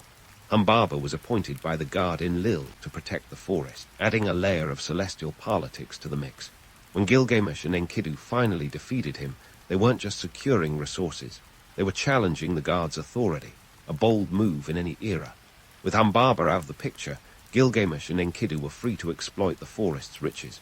But this victory came with a price. Their actions angered the gods, setting the stage for even greater challenges. Cue the Bull of Heaven, a beast sent by the goddess Ishtar as divine retribution. Now, if you thought Humbaba was intimidating, the Bull of Heaven was like nature's version of a doomsday device. Summoned to wreak havoc on Uruk, this cosmic creature was a manifestation of divine wrath and a reminder that the gods were not to be trifled with. The Bull of Heaven's appearance wasn't just a plot device. It was a narrative reflection of the Mesopotamian worldview, in a region where floods and other natural disasters could turn lives upside down. The unpredictable forces of nature were often seen as expressions of divine will. The bull was a symbol of this chaotic power, a cosmic warning that human hubris could provoke catastrophic consequences. Enkidu's role in slaying the bull, alongside Gilgamesh, symbolized the human struggle to overcome these divine challenges, a theme as old as civilization itself. But let's not get too carried away by the grandeur of myth. For all its symbolic weight, the tale of the Bull of Heaven also reveals the grim realities of ancient life. The Sumerians lived in a world where survival was a daily battle against the elements, a reality that the epic captures with dramatic flair. Whether it was the threat of drought, famine, or invasion, the challenges faced by Gilgamesh and Enkidu were grounded in the everyday struggles of Mesopotamian society. This was a world where the line between myth and reality was as fluid as the Tigris and Euphrates themselves. As the dust settled from their encounters with Humbaba and the Bull of Heaven, Gilgamesh and Enkidu found themselves facing the ultimate question of mortality. The gods may have granted Gilgamesh unmatched strength and wisdom, but they kept immortality off the table, a sobering reminder of the limits of human ambition. The epic deftly weaves this theme into the narrative, using the heroes' victories to underscore their inevitable march towards death. Enkidu's demise, precipitated by the gods as punishment for their audacity, marked a turning point in the story. His death was a poignant exploration of loss and grief, emotions that resonate across time and culture. For Gilgamesh, it was a wake-up call, a reminder that even the mightiest heroes are not immune to the ravages of time. This realization propelled him on a quest for immortality, a pursuit that would take him to the ends of the known world and beyond. The story of Gilgamesh and Enkidu is a timeless meditation on the human condition, a narrative that captures the universal struggle against nature, fate, and the divine. It's a tale that speaks to our deepest fears and aspirations, revealing the enduring power of myth to illuminate the human experience. As we continue to explore the epic, we'll delve deeper into the lessons it offers, uncovering the timeless truths that lie at the heart of this ancient masterpiece. So stay tuned as we journey further into the world of Gilgamesh, a world where the line between myth and reality is as dynamic as the heroes who walk it. As the curtain fell on Enkidu's life, a seismic shift rocked the narrative. His death was no mere plot device. It was a cosmic gut punch that brought the invincible Gilgamesh to his knees. Here was a king, part god no less, suddenly face to face with the one thing even divine lineage couldn't dodge: mortality. Enkidu didn't just exit the stage. He forced Gilgamesh into a relentless confrontation with the human condition, a moment as timeless as the epic itself. Now let's talk about grief in ancient cultures, which, spoiler alert, was just as messy as it is today. In Mesopotamia, mourning wasn't a private affair. It was a community project. Think of it as a mandatory, all-hands-on-deck emotional outpouring. When someone kicked the proverbial bucket, the Sumerians went all out. Public lamentations, dramatic wailing, and probably more than a few snot-filled sobs. They believed this collective mourning helped the deceased transition smoothly to the afterlife. A bureaucratic process, if you will, with proper paperwork required.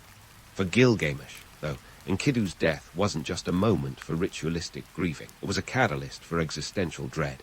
Imagine being 2/3 divine and suddenly realizing you're still 1/3 mortal. It's like finding out your superhero cape is actually a cheap knockoff. The fear of death, once a distant concept, was now an uninvited guest in Gilgamesh's palace of certainty, and so began his desperate quest for immortality, a journey that echoes our own endless search for meaning. This quest led Gilgamesh to the legend of Utnapishtim, the Mesopotamian version of Noah and the ultimate survivor of a catastrophic flood. Utnapishtim held the secret to eternal life, a nugget of wisdom that Gilgamesh was willing to cross the known world to obtain. But let's not kid ourselves. This journey wasn't just about finding the fountain of youth. It was a frantic attempt to outsmart the ultimate deadline, a frantic dash through the existential maze we all wander. Now, in case you're wondering, this wasn't a quick weekend trip. Gilgamesh's journey to find Utnapishtim was grueling, traversing landscapes that made even the most seasoned adventurers think twice. Picture this: endless desert stretches, treacherous mountains, and a boat ride across the waters of death. If that sounds like a vacation package from hell, you're not far off. Ancient texts suggest this trek could have taken weeks or even months, no passport stamps or frequent traveler miles to soften the blow. As Gilgamesh set out, the philosophical underpinnings of his journey began to take center stage. Here was a man grappling with the big questions. What is the meaning of life? How can one escape the inevitability of death? These aren't just philosophical riddles for ancient kings. They're the questions that keep us all awake at night, staring at the ceiling, contemplating the cosmic joke. But let's not get too highbrow. There's a gritty realism underpinning this quest, a reminder that the search for meaning often involves navigating a world that feels like it's actively working against you. In Mesopotamian society, where life was a constant tug-of-war with nature, the concept of eternal life was as tantalizing as it was elusive. People lived under the constant threat of floods, famines, and the odd invading army, hardly the kind of environment that encourages thoughts of immortality. Yet, the appeal of Utnapishtim's story lay in its promise of defying these harsh realities. As a flood survivor, Utnapishtim represented hope against a backdrop of inevitable doom. He was living proof that beating the odds was possible, even in a world governed by capricious gods and unpredictable disasters. It's no wonder Gilgamesh clung to this tale like a lifeline, desperately seeking a loophole in the divine contract that seemed to bind all mortals. The philosophical depth of Gilgamesh's quest for immortality also highlights a timeless human trait, the relentless pursuit of what lies just beyond our reach. Whether it's the ancient quest for eternal life or the modern chase for technological immortality, our species has a knack for chasing the impossible. It's a testament to both our curiosity and our denial, a refusal to accept the boundaries set by nature and fate. As Gilgamesh journeyed onwards, the narrative subtly shifted from a tale of action and adventure to a meditation on existence itself. This was no longer just a story about a king and his escapades. It was a profound exploration of what it means to be human. In pursuing Utnapishtim, Gilgamesh wasn't just looking for a way to cheat death. He was searching for a deeper understanding of life, a quest that resonates with every one of us who has ever pondered the meaning behind the everyday grind. But let's not sugarcoat it. Gilgamesh's journey was as much about realizing his limitations as it was about discovering new truths. Each step brought him closer to the harsh reality that immortality might be a pipe dream, even for a demigod. As he faced insurmountable obstacles and existential dilemmas, he began to understand that perhaps the true meaning of life wasn't in defying death, but in how one chooses to live. The epic doesn't hide from these difficult truths. Instead, it embraces them, presenting a hero who evolves from a brash, invincible king into a reflective seeker of wisdom. This transformation is at the heart of the story's enduring appeal, a reminder that the greatest journeys often lead us back to ourselves, offering insights that are as relevant today as they were 4 millennia ago. In the grand tapestry of human storytelling, Gilgamesh's quest remains a powerful narrative of resilience and introspection. It challenges us to consider what we value most and how we confront the inevitable end. As we continue to unravel this ancient epic, we'll delve further into Gilgamesh's journey, examining the philosophical insights and timeless truths that lie at the heart of his pursuit. So stay tuned as we venture deeper into the world of Gilgamesh, where every step is a lesson in the human experience, and every challenge a reflection of our own existential dilemmas. As Gilgamesh made his way back to Uruk, his once grand quest for immortality had transformed into a journey of acceptance. No longer the brash, invincible demigod, Gilgamesh returned home with the profound understanding that mortality was not a curse, but a defining feature of human life.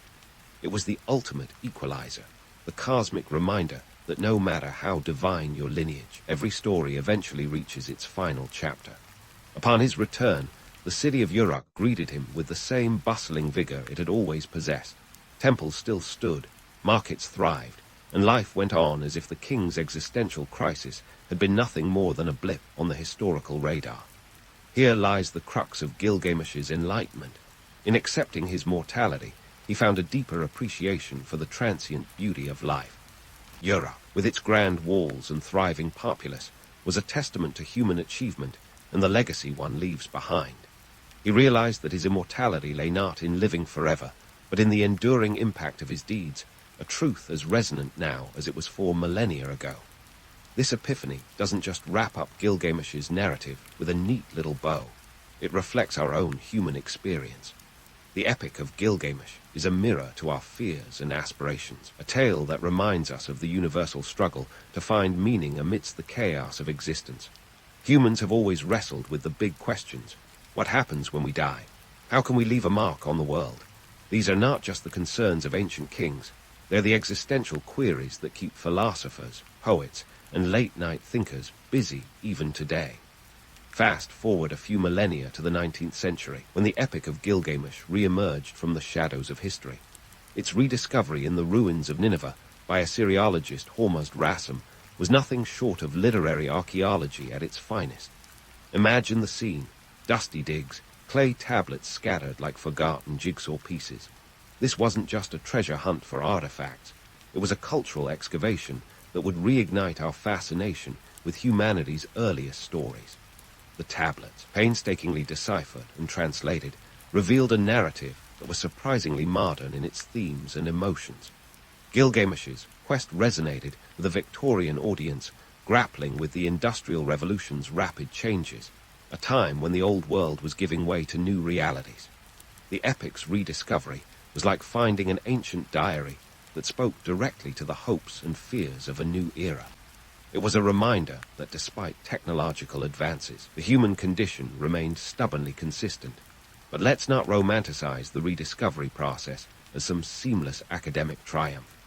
Translating cuneiform, with its intricate wedge-shaped symbols, was more akin to solving an ancient Sudoku puzzle in a foreign language. Scholars like George Smith, who first translated the epic, were the unsung heroes of this intellectual odyssey, piecing together fragments of history, armed with little more than intuition and a magnifying glass. Their work was a testament to the enduring allure of human curiosity, the persistent drive to unravel the mysteries of our past.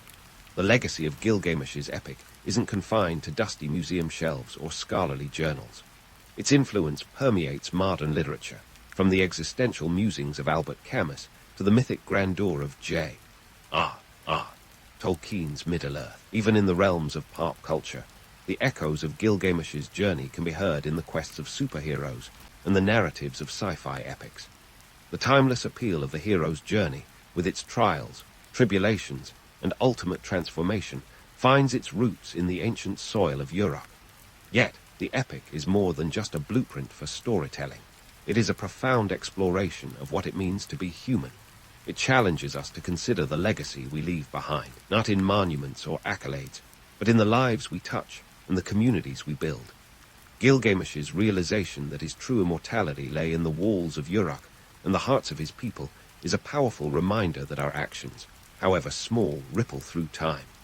In dissecting the myth, we must also acknowledge the harsh realities of ancient life that shape these narratives. Mesopotamia, with its volatile environment and capricious gods, was no idyllic paradise. The epic, with its themes of friendship, loss, and the search for meaning, offered solace in a world where uncertainty was a constant companion. It was a narrative salve for a society grappling with the unpredictability of nature and the whims of fate. So, what can this ancient tale teach us about the human condition? For starters, it underscores the resilience of the human spirit. Gilgamesh's journey from hubris to humility, from despair to acceptance, mirrors our own path through life's trials. His story invites us to embrace our mortality, not as a limitation, but as a catalyst for living fully and meaningfully. It challenges us to seek wisdom, build connections, and leave a legacy that transcends the physical bounds of life itself. In the grand tapestry of history, the epic of Gilgamesh stands as a testament to the enduring power of narrative. It bridges the gulf between past and present, reminding us that while the world may change, the essence of what it means to be human remains timeless. As we wrap up this exploration of Gilgamesh's tale, let us carry forward the lessons it imparts, weaving them into the fabric of our own stories. After all, in the end, it's not the years in our life that count, but the life in our years. The clang of bells isn't exactly what you had in mind for a peaceful morning wake-up call, but here you are, jolted awake at the crack of dawn in a medieval monastery. It's the 14th century, and those bells are your medieval smartphone alarm, yanking you out of dreams and into the day. Forget about hitting snooze. You've got a strict schedule to keep, and these monks don't mess around. First on the agenda, matins. You shuffle out of your straw-stuffed mattress, rubbing the sleep from your eyes. Matins is the first of 8 daily liturgical services in a monastic day, and it starts in the pre-dawn darkness. Yup, you heard that right. 8 services. The monks' lives are like a relentless ticking clock of prayer, study, and work. You've got to wonder, why all this discipline? Well, the idea was to drown out worldly distractions and focus on spirituality. But let's be real. It was as much about maintaining order and control as it was about getting cozy with the divine. The monastery runs on a timetable that would make even the most dedicated 9-to-5er shudder. You're looking at a daily grind that kicks off around 2 a.m., with matins and lauds, followed by prime at sunrise, and continues with terce, sext, nun, vespers, and finally compline, which wraps up just before you hit the hay again. That's roughly every 3 hours, in case you lost count.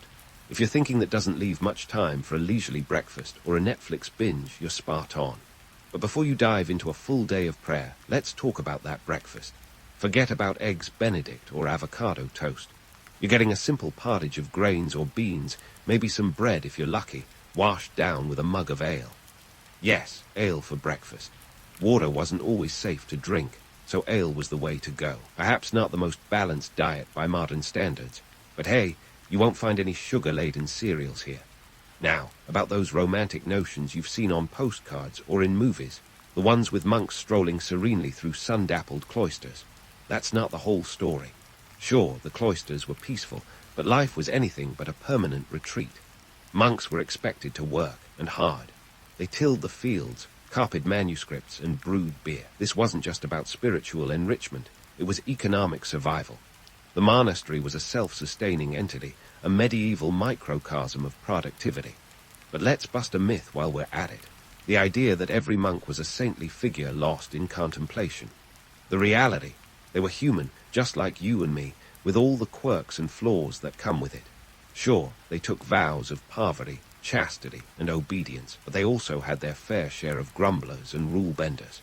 After all, it was a community of men who, despite their spiritual aspirations, still had to figure out how to live together without throttling each other.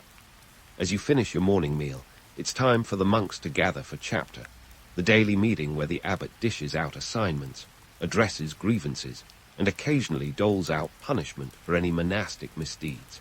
If you ever thought your boss was tough, try living under the rule of St. Benedict, which was all about humility and discipline. The motto, ora et labora, pray and work. It's like the original hustle culture, minus the Instagram posts. With your tasks assigned, you head out to work.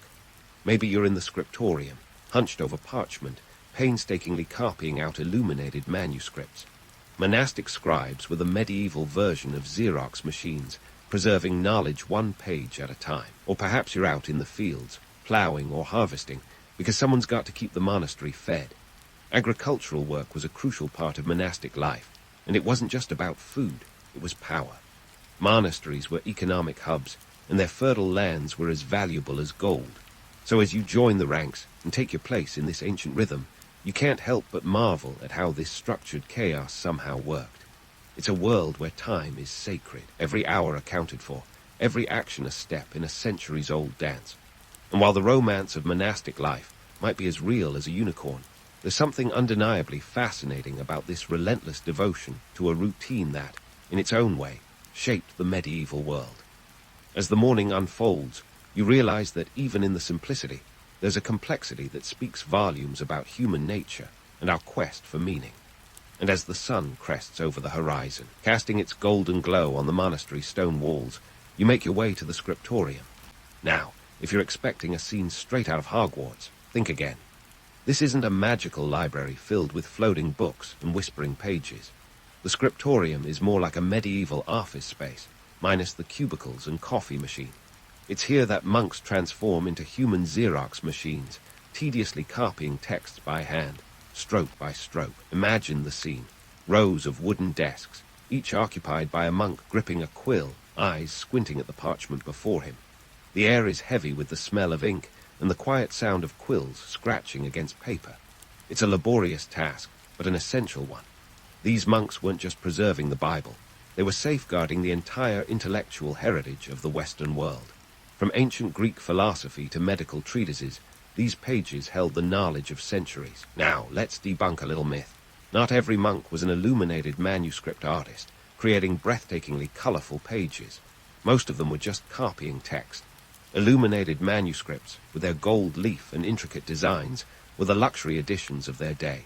Think of them as the leather-bound, gold-embossed first editions of the medieval world. But here's the kicker. These ornate books were incredibly expensive to produce. A single book could take months, even years, to complete, and cost as much as a small farm. And why was this so vital? Well, in a world where most of the population couldn't read, books were power.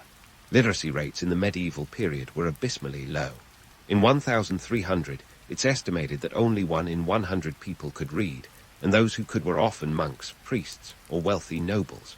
This monopoly on knowledge meant that the written word was as valuable as gold. The monastery, with its collection of books, was a vault of intellectual currency. But let's not romanticize this too much. The work was grueling. Eye strain was the least of a scribe's worries. Imagine sitting for hours in a cold, dimly lit room, meticulously copying text with no room for error. One mistake could mean starting a page over, which was as soul-crushing then as losing an unsaved Word document is today. And let's not forget about the economic implications. The production of manuscripts was a cottage industry of sorts, a way for monasteries to stay economically viable. Books were bartered, sold, and traded, and the revenue generated helped keep the monasteries' coffers full. But why all this effort to preserve knowledge? The Middle Ages were a tumultuous time, with wars, plagues, and political upheaval. Books were the anchors in this storm, the means by which knowledge could survive and be passed on to future generations. It was an act of defiance against the chaos of the world, a commitment to the belief that knowledge was worth preserving, no matter the cost. And speaking of cost, let's talk materials. Parchment, made from animal skins, was the paper of the day, and it wasn't cheap. It took the hide of about 250 sheep to make a single Bible. So, if you're picturing monks casually tossing around sheets of parchment like scrap paper, think again. Every inch was precious. Mistakes were scraped off with a knife, and pages were reused, a practice known as palimpsest. In the end, the scriptorium was less about the romantic notion of monks as solitary scholars, and more about practicality. It was a factory line of knowledge preservation, a testament to human perseverance in the face of limited resources. And while the image of monks as serene scribes is appealing, the reality was a relentless grind of ink, parchment, and patience. As you leave the scriptorium, the sense of having witnessed something profoundly human lingers. It's a reminder that even in the darkest times, the drive to learn and preserve knowledge can illuminate the path forward. In a world where digital information is at our fingertips, it's easy to forget the labor and love that once went into each page. The scriptorium is a symbol of that tenacity, a medieval office space that was, in its own way, a beacon of hope. And as the day unfolds, you realize there's much more to uncover in this medieval tapestry of life. Whether it's the monks' agricultural prowess or their brewing skills, each facet of monastic life is a thread woven into the complex fabric of history. The next chapter awaits, with its own secrets and stories, ready to challenge your perceptions and deepen your understanding of a world long past, yet eerily familiar. Now, as the echoes of quills and quiet devotion fade, it's time to talk about a different kind of sustenance. Welcome to the austere world of the monastic midday meal. If you've been picturing sumptuous banquets worthy of a medieval king, complete with roasted meats and goblets of wine, I'm here to burst that bubble. The reality, it's more like a medieval version of intermittent fasting, minus the Instagram influencers. The monks' midday meal, often their main meal of the day, was a study in simplicity and restraint. The rule of St. Benedict, which governed monastic life like a particularly stern life coach, laid out some pretty strict rules about food. Monks were expected to eat in silence, reflecting on scripture or their own thoughts. No chatting about the weather or last night's episode of the Tapestry Chronicles here. Now, what's on the menu, you ask? Well, don't hold your breath for a medieval smorgasbord. Bread, legumes, and vegetables were your staples. Meat was largely off the table, literally. St. Benedict had a thing against it, except for the infirm or the elderly. Fish, however, got a pass, making it the medieval equivalent of a cheat day. You might say monks were the original pescatarians, long before it was cool. But why this culinary austerity? It wasn't just about self-denial or a medieval diet plan. It was about humility and discipline, virtues as important to monks as their daily prayers. Simple diet was believed to keep the body and spirit in check, preventing the kind of excess that might lead one astray from spiritual pursuits. Plus, let's be real, it was also economically savvy. Feeding a community of monks on a tight budget required some creative meal planning. Speaking of economics, let's dig into the nitty-gritty of how these meals came together. Picture the monastery as a self-sufficient little fiefdom. The monks grew much of their own food, transforming humble plots of land into productive gardens. Vegetables like turnips, onions, and leeks were grown in neat rows, while fields of barley and oats provided grains. In a world where the next harvest could make or break you, agricultural skills were as vital as any prayer. But let's not get too bucolic here. The land around a monastery was more than just a garden. It was a power play. Monasteries were often gifted lands by wealthy patrons, or occasionally snatched it through more dubious means. These lands, worked by lay brothers or hired laborers, produced not just food but economic clout. In some regions, monasteries operated like medieval agribusinesses, trading surplus crops, or even brewing beer for sale. They were basically the Amazon of their day, minus the overnight shipping. Yet, in the midst of all this talk of austerity, let's not forget the occasional indulgence. Feast days and holy celebrations did allow for a bit of culinary splurge. Imagine Christmas or Easter, when the usual frugality could take a back seat. Monks might then enjoy a rare taste of meat or even some wine. It was like a medieval office party, but with more prayers and fewer awkward dance moves. And what about those surprising restrictions? Let's chat about dairy. Milk, cheese, and eggs were carefully rationed. Milk was often reserved for the sick, while cheese might make it to the table a few times a week. Eggs were a bit of a luxury, doled out sparingly. This wasn't just about keeping monks humble, it was about survival. In an age without refrigeration, fresh produce and dairy were precious, perishable resources. Waste not, want not was the mantra, and every crumb counted. But here's where it gets interesting. Despite the simplicity, or perhaps because of it, monastic diet was surprisingly balanced for its time. The plant-based meals, rich in fiber and low in fat, likely contributed to relatively good health among monks, at least by the standards of the day. Sure, they weren't winning any culinary awards, but they were nourishing bodies and spirits alike. And let's not forget the communal aspect of these meals. Eating together in silence was a shared experience, a moment of unity in the daily grind. It was a time to reflect, to be grateful, and perhaps to steal a glance at Brother Thomas's suspiciously large portion of bread. Because let's face it, even in a monastery, a little friendly rivalry can spice things up. As you digest this morsel of monastic life, remember that the monk's relationship with food was as much about survival as spirituality. It was a juggling act of faith and practicality, a testament to their commitment and adaptability. And while the romance of a simple, virtuous life is alluring, the reality was a constant negotiation between the ideal and the possible. So, as the midday meal concludes and the monks return to their duties, take a moment to appreciate the intricate balance of their world. It's a delicate dance of devotion, discipline, and determination, played out in cloisters and kitchens alike. And as we move forward, keep that in mind, because the story of a medieval monastery is far from over. There's more to uncover in this world of quiet resilience and unyielding faith, where every meal, prayer, and task is a thread in the rich tapestry of history. With your midday meal digested, and the echoes of silent reflection still swirling in your mind, it's time to dive into the afternoon's manual labor, because nothing screams devotion like getting your hands dirty. Welcome to the industrious heart of monastic life, the gardens and workshops. Forget about any notions of monks as mere spiritual hermits. These guys were the original multi-hyphenates, balancing prayer with productivity like medieval Elon Musks, minus the Twitter drama. Let's kick off with the gardens. Picture rows of vegetables, herbs, and medicinal plants, all cultivated with the precision of a botanist and the dedication of a saint. These weren't your average backyard plots. Monastic gardens were the medieval Whole Foods, supplying the community with fresh produce that was as essential as their daily prayers. Think turnips instead of turntables, but equally vital to their lifestyle. Now, before you romanticize these monks as peaceful gardeners, let's drop some context. Gardening was hard work, and this was no mere hobby. In a world where famine lurked like a bad plot twist, the ability to grow food was literally a matter of life and death. Monasteries were often strategically located on fertile lands, and their agricultural prowess was legendary. They didn't just grow enough to feed themselves. They grew enough to trade, donate, and even store for hard times.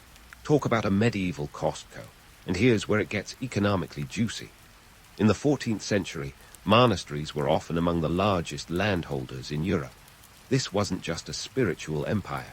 It was a real estate empire, managed vast tracts of land, employing lay brothers and local peasants to work the fields.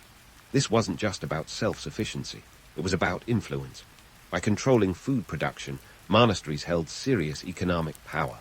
They were the agricultural backbone of their regions, providing stability and sustenance in exchange for loyalty and tithes. It's like running a medieval hedge fund with fewer spreadsheets and more spades. But let's not overlook the workshops, the buzzing hubs of innovation tucked within the monastery walls. Here, monks darned the roles of craftsmen, turning raw materials into finished goods with a focus and finesse that would make any modern artisan weep. From weaving to woodworking, these workshops were the medieval equivalent of a makerspace. Need a new habit? They've got a loom for that. Want a new chalice? Step right into the forge. And let's not forget about the brewing. Yes, even monks needed a cold one after a long day. Monastic breweries were the IPA factories of the Middle Ages, producing beer that was often safer to drink than water.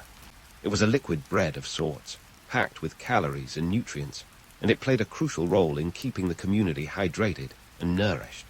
Some monasteries even became famous for their brewing skills, with recipes that were guarded more closely than a dragon's hoard.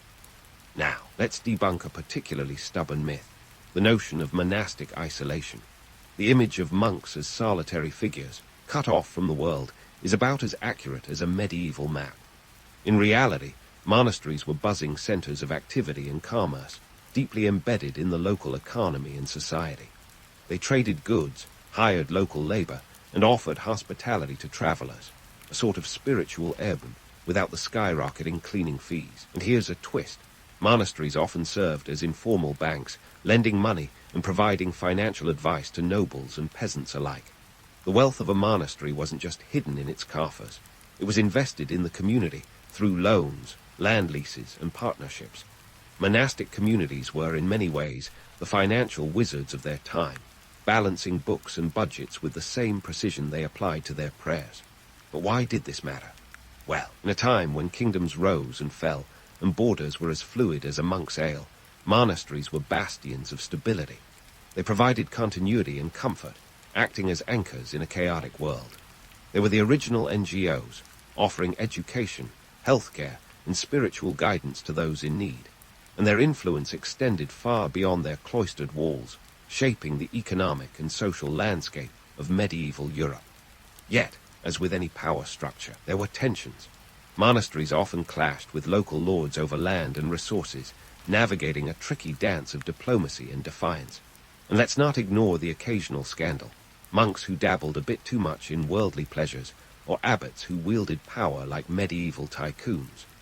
Human nature, it seems, doesn't change much over the centuries. So, as you toil in the gardens or workshops, you're not just part of a spiritual retreat. You're a cog in a complex machine, a player in a grand game of medieval monopoly. These afternoon hours of labor are a testament to the monk's resilience and resourcefulness, a reminder that even in the most cloistered of settings, the world is never far away. As the sun begins to dip and the shadows lengthen, you find yourself pondering the intricate tapestry of monastic life. It's a world of contradictions, where isolation and interaction, spirituality and practicality coexist in a delicate balance. And as you wipe the sweat from your brow and prepare for the evening's rituals, you realize that the story of these medieval monks is far from over. There's still more to uncover, more to understand, as the day turns to night and the rhythm of monastic life continues its timeless dance. As the sun begins to dip behind the monastery's stone walls, casting long shadows that dance across the cloister, you find yourself swept into the tranquil yet solemn rhythm of Vespers. It's the evening prayer service, a moment of calm reflection after a day packed tighter than a medieval feast day banquet. The monks gather in the chapel, their chants resonating softly, a melodic balm after the day's rigorous demands. This is more than just a spiritual wind down. It's a reminder of the core purpose of monastic life, devotion and reflection, punctuated by the haunting beauty of Gregorian chants that could make even a hardened cynic pause. But let's not kid ourselves into thinking that these evening rituals were all about peace and piety. The truth is, monastic life was as much about societal contributions as it was about spiritual pursuits. These monks weren't just cloistered away in their own world, humming chants and meditating on the divine. They were pivotal players in the medieval social structure, with their influence felt far beyond the monastery walls. For one, they were the educators of their age, the original professors in a world where universities, as we know them, were still in their infancy. Picture this. In the 14th century, literacy was about as common as unicorn sightings. The average Joe, or Johans, if we're sticking with the period, couldn't read a street sign, let alone a manuscript. That's where monks stepped in. Monasteries served as the educational powerhouses, teaching not just future clergy, but also the sons of nobility, and occasionally even promising peasants.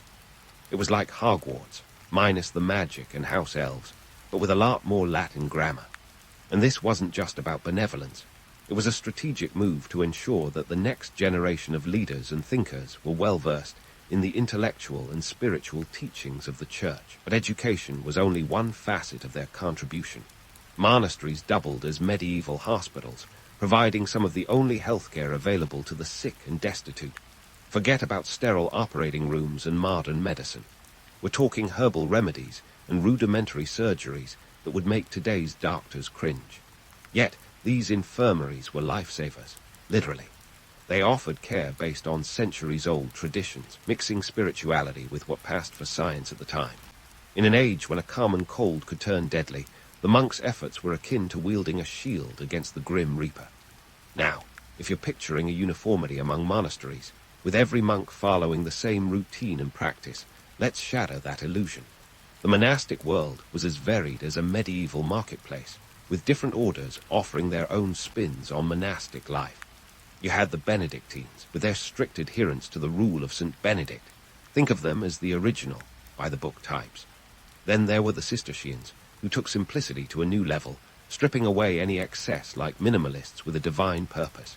And let's not forget the Franciscans, who embraced poverty with a zeal that would make a thrift store sharper proud. Each order had its own rules, its own priorities, and its own way of interpreting the balance between prayer and work. This diversity was a strength, allowing monasteries to adapt to local needs and conditions. Some focused on agriculture, turning barren lands into thriving fields. Others became centers of learning, preserving and expanding the boundaries of knowledge. And in this variety, there was resilience. When one order faced hardship, another might flourish, ensuring that the monastic tradition endured through the centuries. But why does any of this matter in the grand tapestry of history? Well, these monasteries were more than just religious communities. They were the cultural and economic anchors of medieval society. They were the faith-based institutions that stood firm amid the chaos of wars, famines, and plagues. They provided continuity and stability, a testament to human ingenuity and the enduring power of faith to shape societies.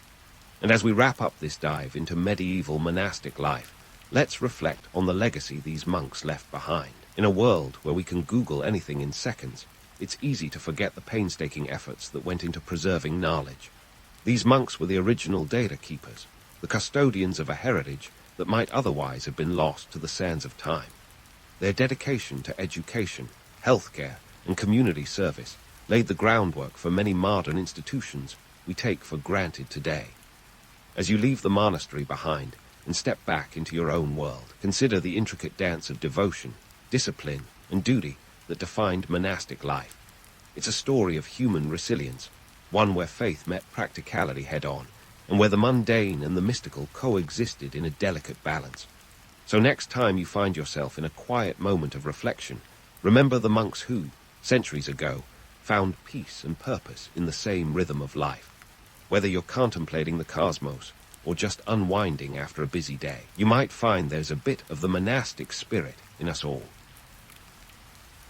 The sun is barely peeking over the horizon, but Tyre's harbor is already a cacophony of clanging, shouting, and seagulls squawking like they own the place. And why wouldn't they? This is, after all, the bustling heart of ancient Phoenician trade, where the Mediterranean is your backyard, and the world is, well, your oyster, or maybe your amphora of olive oil. You pull yourself from the woven mat that passes for a bed, surrounded by the smell of salt and the faint, slightly fishy aroma that permeates everything around here. But that's the scent of money, or more accurately, barter, because coinage won't be a thing for another few centuries. Here in the 10th century BCE, trade is the name of the game, and Phoenicians are the undisputed MVPs.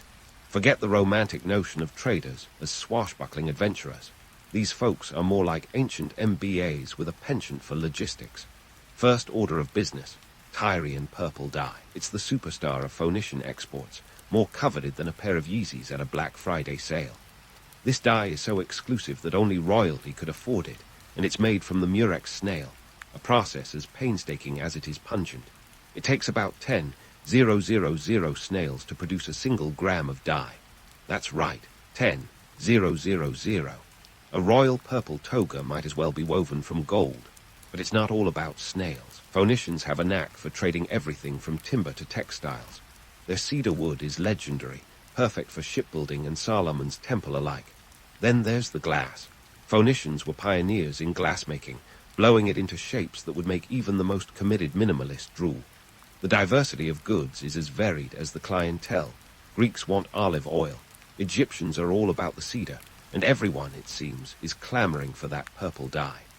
Now, let's talk geography, because if location is everything in real estate, it's even more critical in trade. Phoenicia is nestled along the eastern coast of the Mediterranean in what is now modern-day Lebanon. The mountains shelter you from the east, while the sea opens up a highway to the world. It's like living in a natural fortress with a private road to international commerce. The narrow strip of land is neither too wide nor too narrow, just perfect for ports and harbors that can house fleets of trading vessels. Speaking of vessels, Phoenicians are the Elon Musks of ancient shipbuilding. They've got a design that could give today's engineers a run for their money. Their ships are sturdy, built with a mix of speed and cargo space that rivals the modern cargo container. They even invented the keel, a structural backbone that stabilizes the ship in rough waters. Think of it as the ancient equivalent of adding spoilers to a car. And they knew their navigation too. Using the stars to guide them, they sailed further than anyone would have thought possible. Forget GPS. These guys had celestial navigation down to a science. As you stroll along the docks, you notice the hustle of traders and sailors, each with an eye on the sea and a mind on the deal. With ships coming in from as far as Egypt and Cyprus, the harbor is a melting pot of languages and cultures. You hear snippets of Egyptian, Greek, and the local Semitic dialects blending into a symphony of commerce. Now, let's debunk a myth or two. The romantic image of Phoenicians as peaceful traders who simply spread culture like a benign virus is, well, a bit of a stretch. Sure, they traded peacefully most of the time, but they weren't above a little piracy when the opportunity presented itself. After all, why pay when you can pillage? It's a dog-eat-dog world out there, and the sea is no different. By mid-morning, the market is in full swing. The air is thick with the smell of spices and the chatter of bargaining.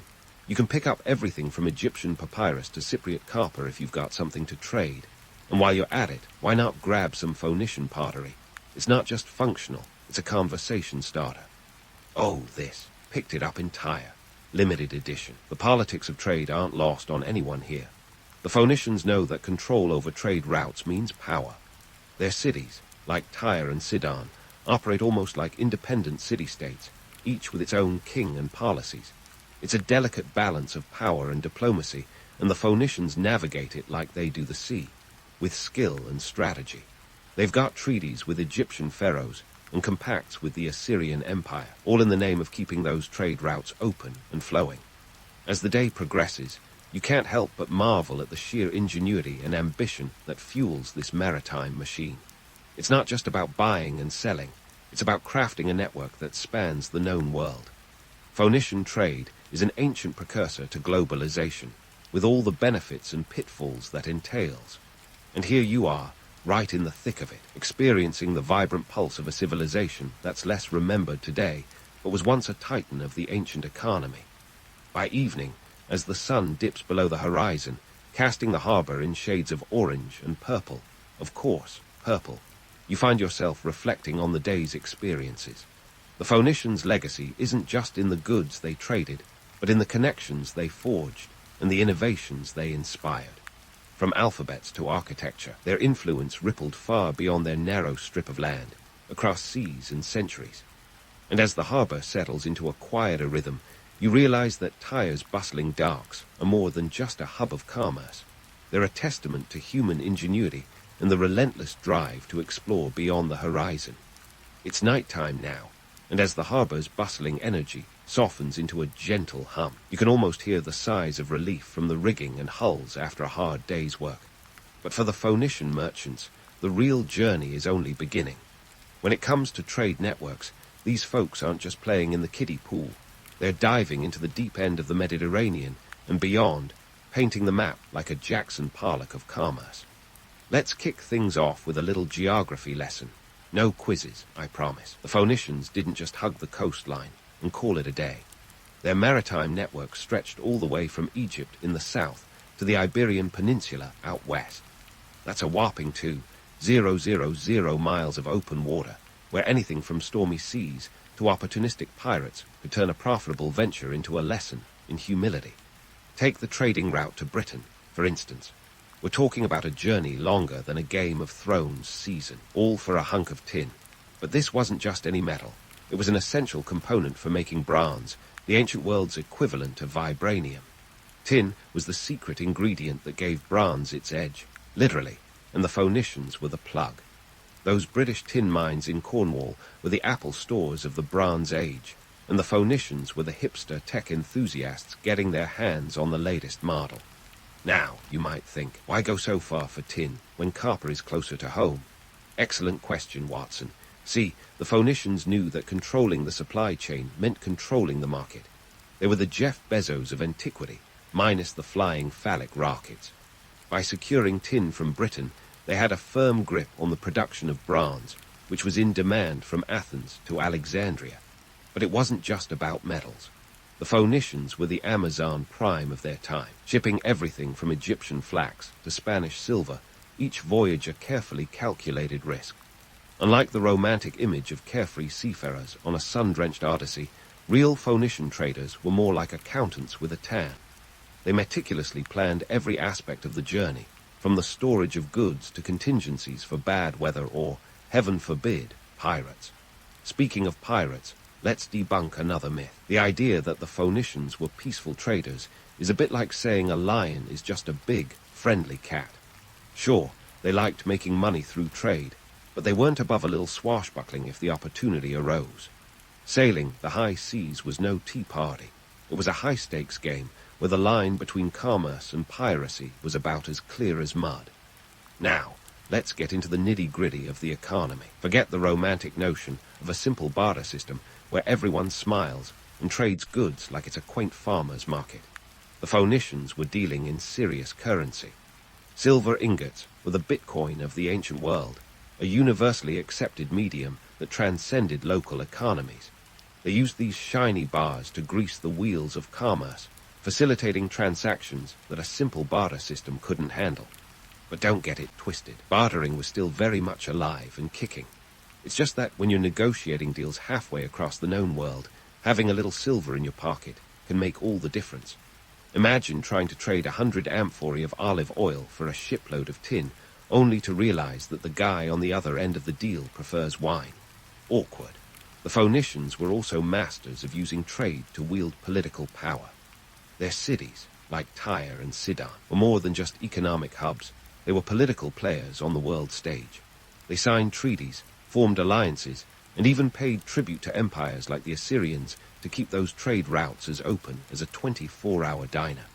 It was a delicate dance of diplomacy and commerce, a high-wire act where one wrong step could send everything tumbling down. And let's not forget the cultural impact. Every Phoenician ship was a floating cultural exchange program, bringing new ideas, technologies, and yes, even alphabets to foreign shores. They were the original influencers, spreading their innovations far and wide, shaping the civilizations they touched. From the creation of the first alphabet to advancements in shipbuilding, their contributions were as vast as the seas they sailed. As the night deepens and the stars twinkle above, guiding the way like ancient GPS, you can't help but marvel at the audacity of it all. The Phoenicians weren't just traders. They were pioneers, explorers, and innovators who dared to push the boundaries of what was possible. In the end, their legacy isn't just in the goods they traded, but in the networks they built and the worlds they connected.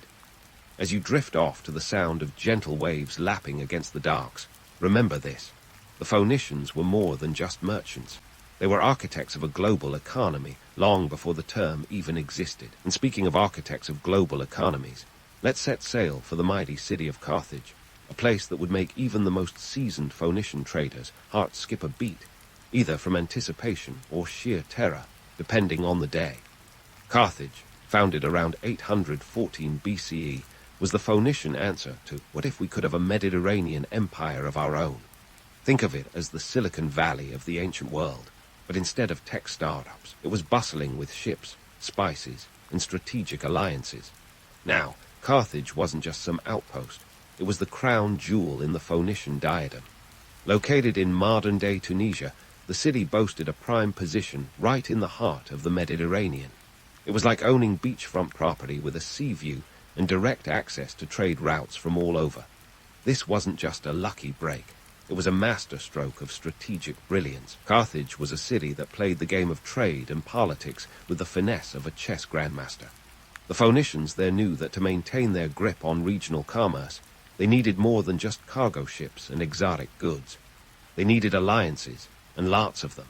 So they cozied up to local tribes, offering goods and protection in exchange for cooperation. It was the ancient equivalent of shaking hands and kissing babies, all while keeping a sharp eye on the competition. But let's not sugarcoat it. Carthage's success wasn't just about friendly trade relations. The city was a fortress, and not just in the metaphorical sense. Carthaginians were prepared to protect their interests by any means necessary, including a little muscle when diplomacy failed. Their navy was second to none, a formidable force that could rival even the mightiest fleets of the time. We're talking about ships bristling with armed men, ready to defend their waters, or if the situation demanded, engage in a bit of sanctioned piracy. Ah, piracy. The romanticized image of swashbuckling adventurers is hard to resist, but let's get real. For the Phoenicians, piracy was less about yo-ho-ho and more about a calculated business decision. When the seas got tough and competitors a little too greedy, Carthage's fleets didn't hesitate to enforce their own brand of maritime justice. After all, why let another city-state undercut your prices when you can simply relieve them of their cargo? These guys were the original disruptors, and not the kind that win innovation awards. And then there were the mercenaries. Carthage had a penchant for outsourcing its military needs, hiring soldiers from across the Mediterranean to bolster its forces. This melting pot of warriors was a testament to Carthage's ability to blend diverse cultures and skills into a cohesive unit. It's as if the United Nations had a combat division. The strategy was simple. Why waste your own resources when you could employ someone else's? It was cost-effective, and let's face it, it added a certain flair to their military campaigns. The political savvy didn't stop there. Carthage had a unique form of government, a republic of sorts, led by two suffetes, or judges, elected annually. This system wasn't just for show. It was designed to balance power and prevent any single individual from dominating the political landscape. It was democracy with a Phoenician twist, ensuring that economic interests were always at the forefront of decision-making. In Carthage, politics and commerce were two sides of the same coin, and the city's leaders knew how to flip it just right. So, what did all this mean for the everyday Phoenician trader? Well, it was a mixed bag. On one hand, you had the protection of the Carthaginian navy and a thriving market for your goods. On the other, you had to navigate a complex web of alliances and rivalries, each more tangled than the last. It was a high-stakes game where fortunes could be made or lost with the turn of the tide. Despite the challenges, the allure of Carthage was undeniable. The city's wealth was legendary, its streets bustling with merchants and artisans from every corner of the known world. Here you could find everything from Iberian silver to African ivory, each transaction a small piece in the grand mosaic of Phoenician trade. Carthage was a city of dreams and ambitions, where the line between myth and reality was as fluid as the sea itself. But let's not get too caught up in the romance. The reality was that Carthage, like any empire, had its fair share of dark undercurrents. The city's expansion was not without conflict, both with local tribes and rival powers. Rome, in particular, had its eye on Carthage, setting the stage for a series of conflicts that would eventually lead to the city's downfall. Yet, in its heyday, Carthage stood as a testament to Phoenician ingenuity and resilience, a beacon of commerce and culture that shone brightly across the Mediterranean. As you step back onto the bustling docks, the scope of Phoenician ambition becomes clear. These weren't just traders. They were visionaries, willing to take risks and forge new paths in pursuit of prosperity. Carthage was no mere city. It was a symbol of what could be achieved when commerce, politics, and military might were deftly intertwined. And as the sun sets over the horizon, casting a golden glow over the harbor, you realize that the story of the Phoenicians is far from over. There are still new lands to explore, new challenges to face, and new chapters to write in the annals of history. As the sun sinks lower, painting the harbor in hues that would make an Instagram filter jealous, Let's dive into one of the Phoenicians' most underrated exports, their alphabet. You see, these maritime maestros weren't just shipping goods, they were shipping ideas, quite literally changing how we communicate. Imagine a world where every culture has its own convoluted script, as tangled as your earbuds after a workout. Then enter the Phoenicians with a sleek, user-friendly alphabet that was the Rosetta Stone of its time. Before them, the Egyptians were using hieroglyphs so complex you'd need a PhD just to write hello. The Phoenicians simplified everything into 22 characters. Talk about minimalism. Now you might think, okay, an alphabet, big deal. But this was revolutionary. It's like going from a typewriter to a laptop overnight. This new script wasn't just a convenience. It was a game changer, streamlining communication across the Mediterranean. And boy, did it travel. The Greeks took one look at it and thought, we can work with this, tweaking it into what would become the Greek alphabet. Fast forward a bit, and the Romans borrowed the Greek script, giving us the Latin alphabet. So next time you're cursing your Q-wordy keyboard, or blame the Phoenicians. But let's not get too starry-eyed. The narrative of Phoenicians as cultural bridges isn't all sunshine and rainbows.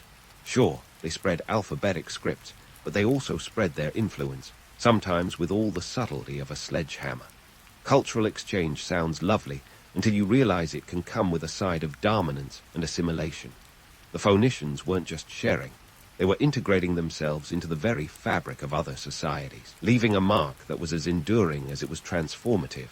Take religious practices, for example. The Phoenicians had their own pantheon, with gods like Baal and Astarte leading the celestial charge. As they traded, they didn't just swap goods, they exchanged religious ideas too.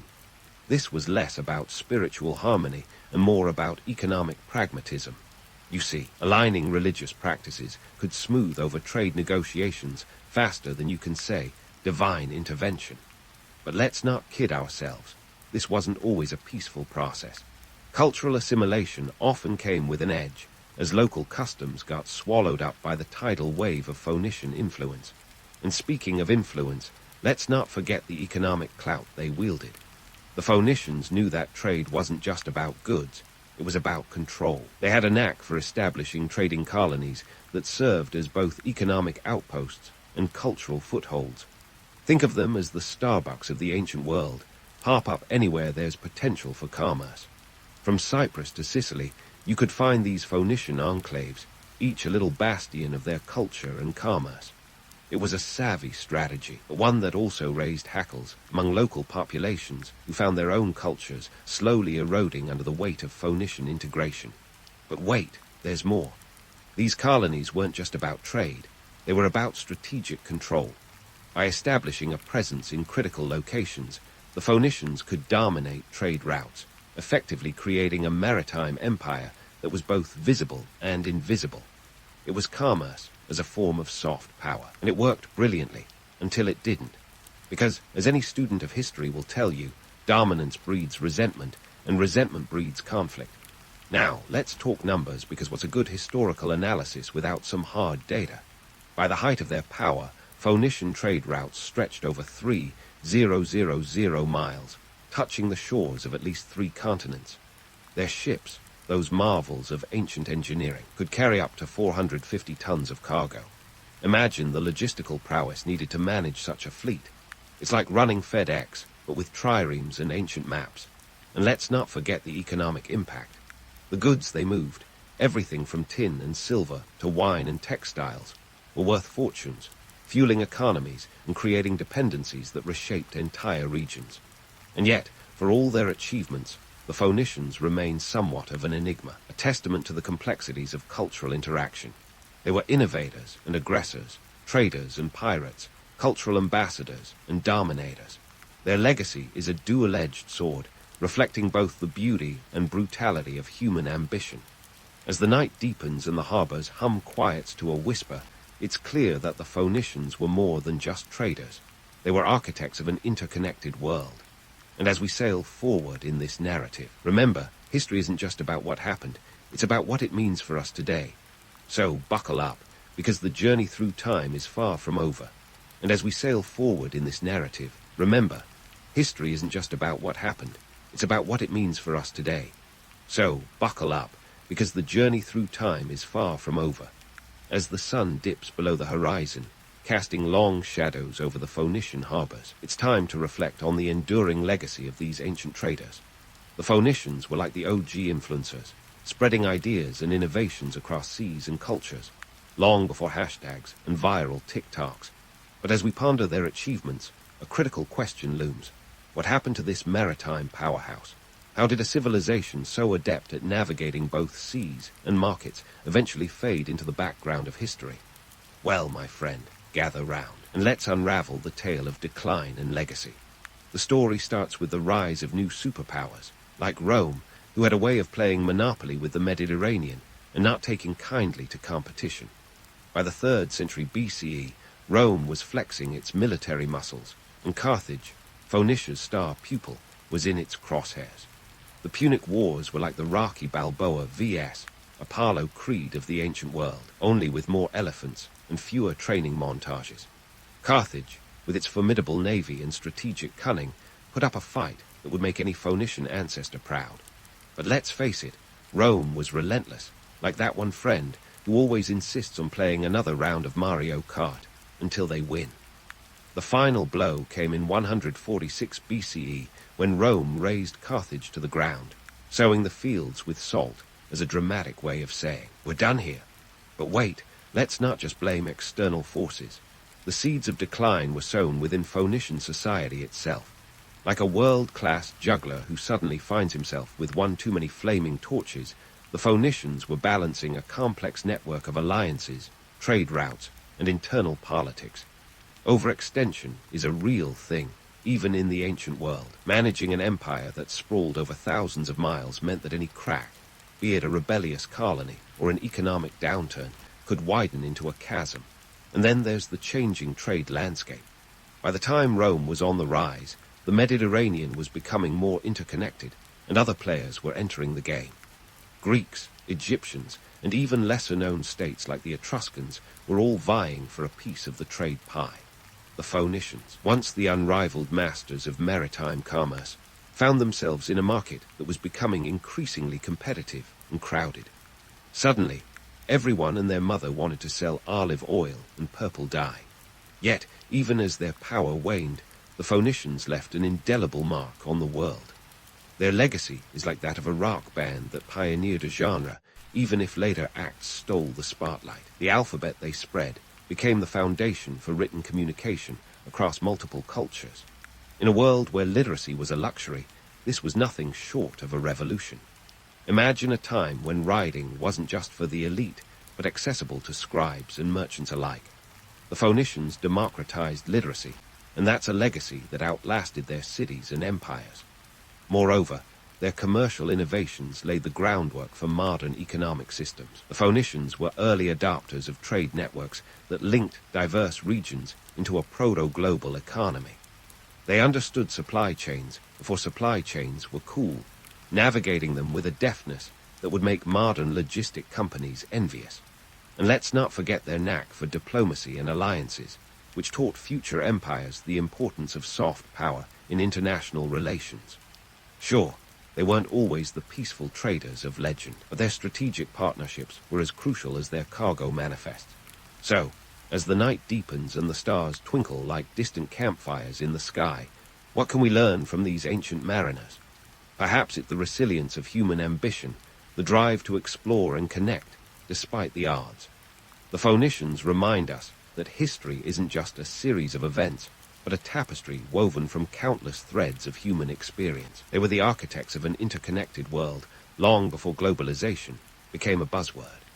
As we drift into the soothing rhythm of waves against the docks, we're left with a sense of awe for the grit and ingenuity of these ancient seafarers. Their story is a reminder that progress is rarely a straight line. It's a winding path paved with both triumphs and setbacks. And while the Phoenicians might not have had a crystal ball to see the rise of Rome or the complexities of modern trade, they laid the foundation for the interconnected world we navigate today. With that, dear listener, our journey through the bustling ports and vibrant markets of ancient Phoenicia comes to a close. As you close your eyes and let the echoes of history lull you to sleep, remember the lessons of the Phoenicians, the power of innovation, the importance of adaptability, and the enduring legacy of those who dared to set sail beyond the horizon. Sleep tight and dream of distant shores and the possibilities they hold.